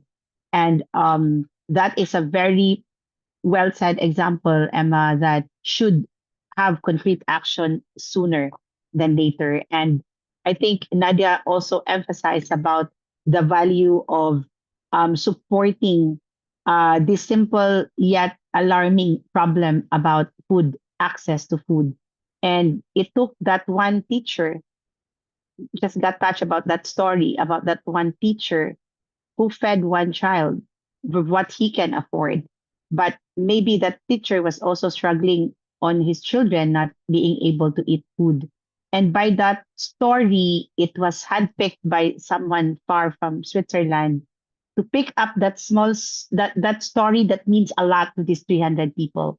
And we need more action on this because this would resonate to the many communities that are practically struggling right now across the globe, and they just probably lose their lives because they felt that nothing is being able to support them, or no one's able to support them in any way. And that story for me that you didn't take for granted, Nadia, is something very touching. For someone like you who's far away in Switzerland and do care about this simple story of a teacher helping one child and you helping 300 and 400 even more, because you believe that one life entrusted is much, much more meaningful than any of the lives that we're hoping to touch in this entire humanitarian work. Such a noble undertaking for you. And of course, Venus strive for to revolutionize the way we look at transport, and it's many of Filipinos are actually dependent on this kind of work. Jeepney drivers, tricycle drivers, it's the easiest that could be taken in as a livelihood, and there are already a lot of tricycle drivers able to finish their children to school. If they're able to finish because of even that big consumption for their tricycle as it existed, how much more with the savings that we're saying Venus, it could send completely their whole family into a different way of life, just by what we're looking at. So we encourage all our supporters in this 100 days campaign. This is not about just discussing about our initiatives, but it's making an awareness that we're doing something on the ground, making sure that you know that we all exist as an ecosystem, and we're hoping to touch base to many who have witnessed your stories that attracts more capital and make this happen, so that this 100-day campaign would become a blessing, not just to you as the channel of all of those, but more especially a blessing to the many people you are helping, one community at a time, one family at a time. And with that, I close this panel with this quote: transformation is an ongoing process that tends to appear ordinary when in fact something extraordinary is already taking place. Thank you so much, and we hope that you'll continue to review this segment in our discussion. Share this story in your link so that they get to understand what's happening, and that could be the beginning of God's providence to allow us to meet more and more people interested to put their resources to your specific project. And with that, maraming salamat po. Thank you so much. Back to you, Presa. Thank you so much to all our panelists and to our facilitator. Sustainable transportation and green technology solutions are crucial for addressing pressing global issues like climate change, air pollution, and resource depletion. Individually, we can opt for walking, as our facilitator had said a while ago, biking, public transit, or carpooling. Or we can minimize waste and conserve resources by reducing our consumption, reusing items, and recycling materials. Moreover, we can practice energy efficient habits at home, such as turning off our lights and appliances when not in use, and using energy efficient appliances like the program of Miss Venus. Furthermore, we can support and contribute to the efforts of the presenters tonight Let us all join in these initiatives to improve air quality, reduce waste, and promote sustainable living. Together, we protect our planet for the generations to come. The call for care for the environment remains strong. We continue to encourage everyone to participate in this life giving campaign for the benefit of our brothers and sisters who are in need and for the future of the younger generation. Spring Rain Global believes in the power of an ecosystem, the power of how the exponential impact of an ecosystem can amplify the voice of what we all are capable of doing one day at a time. As we continue this campaign, we extend our sincere gratitude to the grassroots organizations that have come together for this campaign, as their contributions are essential for the success of the missions and programs related to our featured advocacies. We hope that this platform will encourage even more organizations and individuals to join us in our efforts, paving the way for a healthy and better world for all. Here are the ways to support the campaign. First, we begin with small acts. Empower change through 100 days of giving. This initiative encourages individuals and organizations to engage in simple yet impactful actions that contribute to a greater cause. By committing to a daily act of generosity over the course of 100 days, participants can make a significant difference in supporting grassroots organizations dedicated to fostering a healed environment.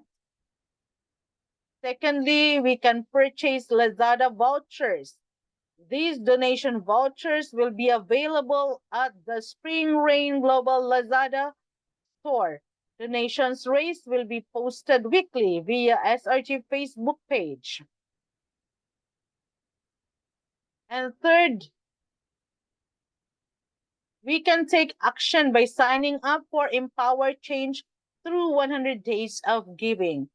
If you are an organization who is raising funds, you may register at the link shown on your screens.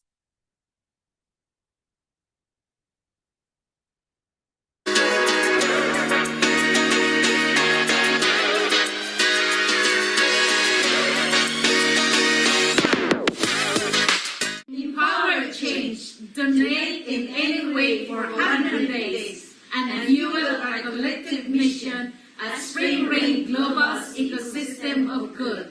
Together, we can create a lasting impact and uplift communities in need. Let's unite for a brighter future. Empower change. Donate in any way for 100 days. And fuel our collective mission. At Spring Rain Global's ecosystem of good. Together, we can create lasting impact and uplift communities in need. Let's unite for a brighter future. Empower change. Donate in any way for 100 days and fuel our collective mission at the Spring Rain Global's ecosystem of good. Together, we can create lasting impact and uplift communities in need. Let's unite for a brighter future. Empower change. Donate in any way for 100 days and fuel our collective mission at Spring Rain Global's ecosystem of good. Together, we can create lasting impact and uplift communities in need. Let's unite for a brighter future. Empower change! Join us in 100 days of giving to fuel lasting impact through Spring Rain Global's ecosystem of good. Your support will uplift communities and build a brighter future. Let's make a difference together! Empower change. Donate in any way for 100 days and fuel our collective mission as Spring Rain Global's ecosystem of good. Together, we can create lasting impact and uplift communities in need. Let's unite for a brighter future. Empower change. Donate in any way for 100 days and fuel our collective mission at the Spring Rains Global's ecosystem of good. Together, we can create lasting impact and uplift communities in need. Let's unite for a brighter future.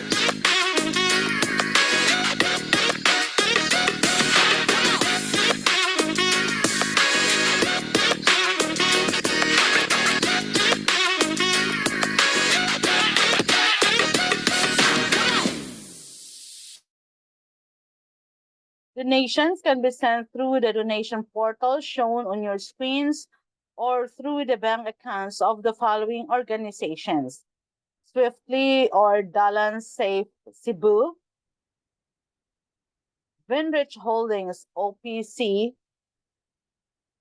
Bionutrient PDO, Local Community Prosperity Alliance, and Spring Rain Global Foundation. Kindly note that all donations deposited directly into the participating organizations' bank accounts will be for their exclusive use, while donations received through SRG Foundation will be distributed among all participants.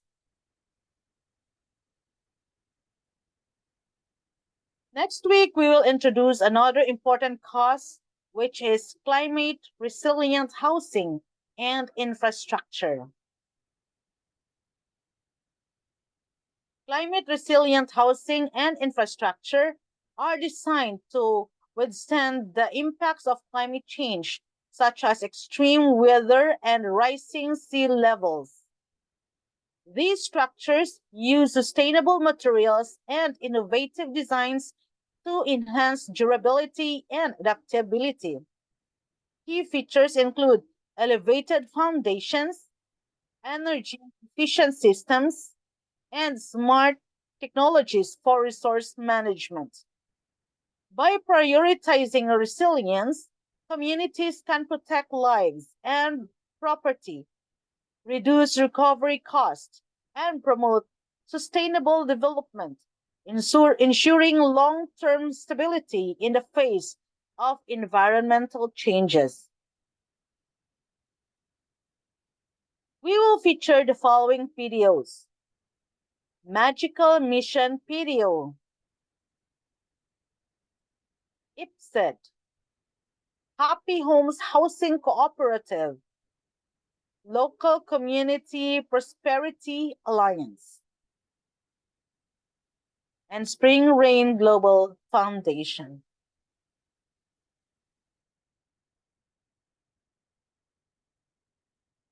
We are excited to invite everyone to join the Global Sleep Out 2024 on December 7, 2024 at the Capital Parish Gym in Cebu City at 8 o'clock in the evening. This event aims to raise awareness and funds for homelessness, a pressing issue affecting millions worldwide. Make your sleep count by joining us. You will sleep out in solidarity with those who are homeless, highlighting the importance of stable and safe housing for all. This is how you will participate. You can register to be a participant, sleeper for only 500 pesos, or as a fundraiser for 5,000 pesos. You may register through the registration link shown on your screens. You can also donate to support our project for the advocacy on homelessness in our SRG ecosystem. Let us unite as a community to raise awareness and funds for those in need. Your participation can make a significant difference. To know more about the Global Sleep Out, please visit springrainglobal.com Facebook page.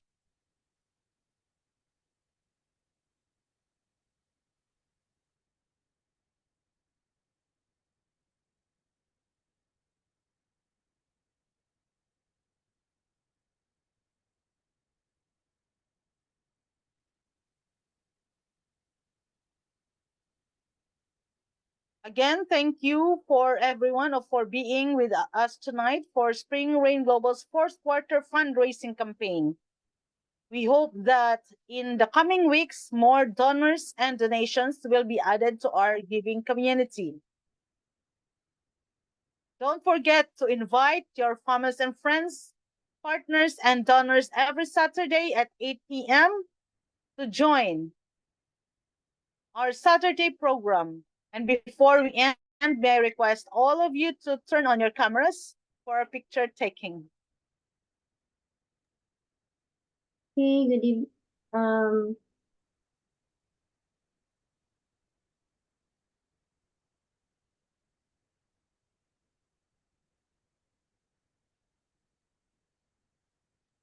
Okay, 1, 2, 3, smile. Thank you so much. Thank you so much, everyone, and have a restful Sunday evening. And please enjoy this closing song.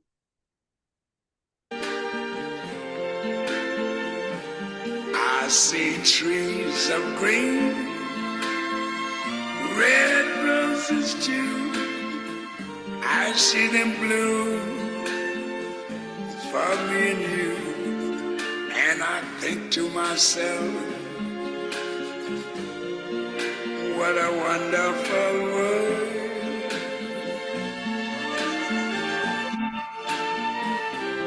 I see skies of blue and clouds of white, the bright blessed day, the dark sacred night.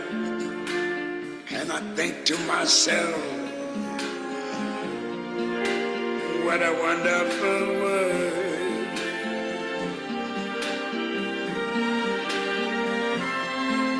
The colors of the rainbow, so pretty in the sky, are also on the faces of people going by. I see friends shaking hands, saying, how do you do? They're really saying, I love you. I hear babies cry, I watch them grow. They'll learn much more than I never knew. And I think to myself,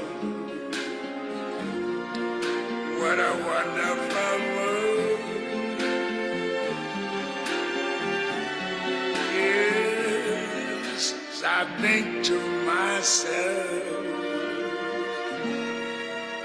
what a wonderful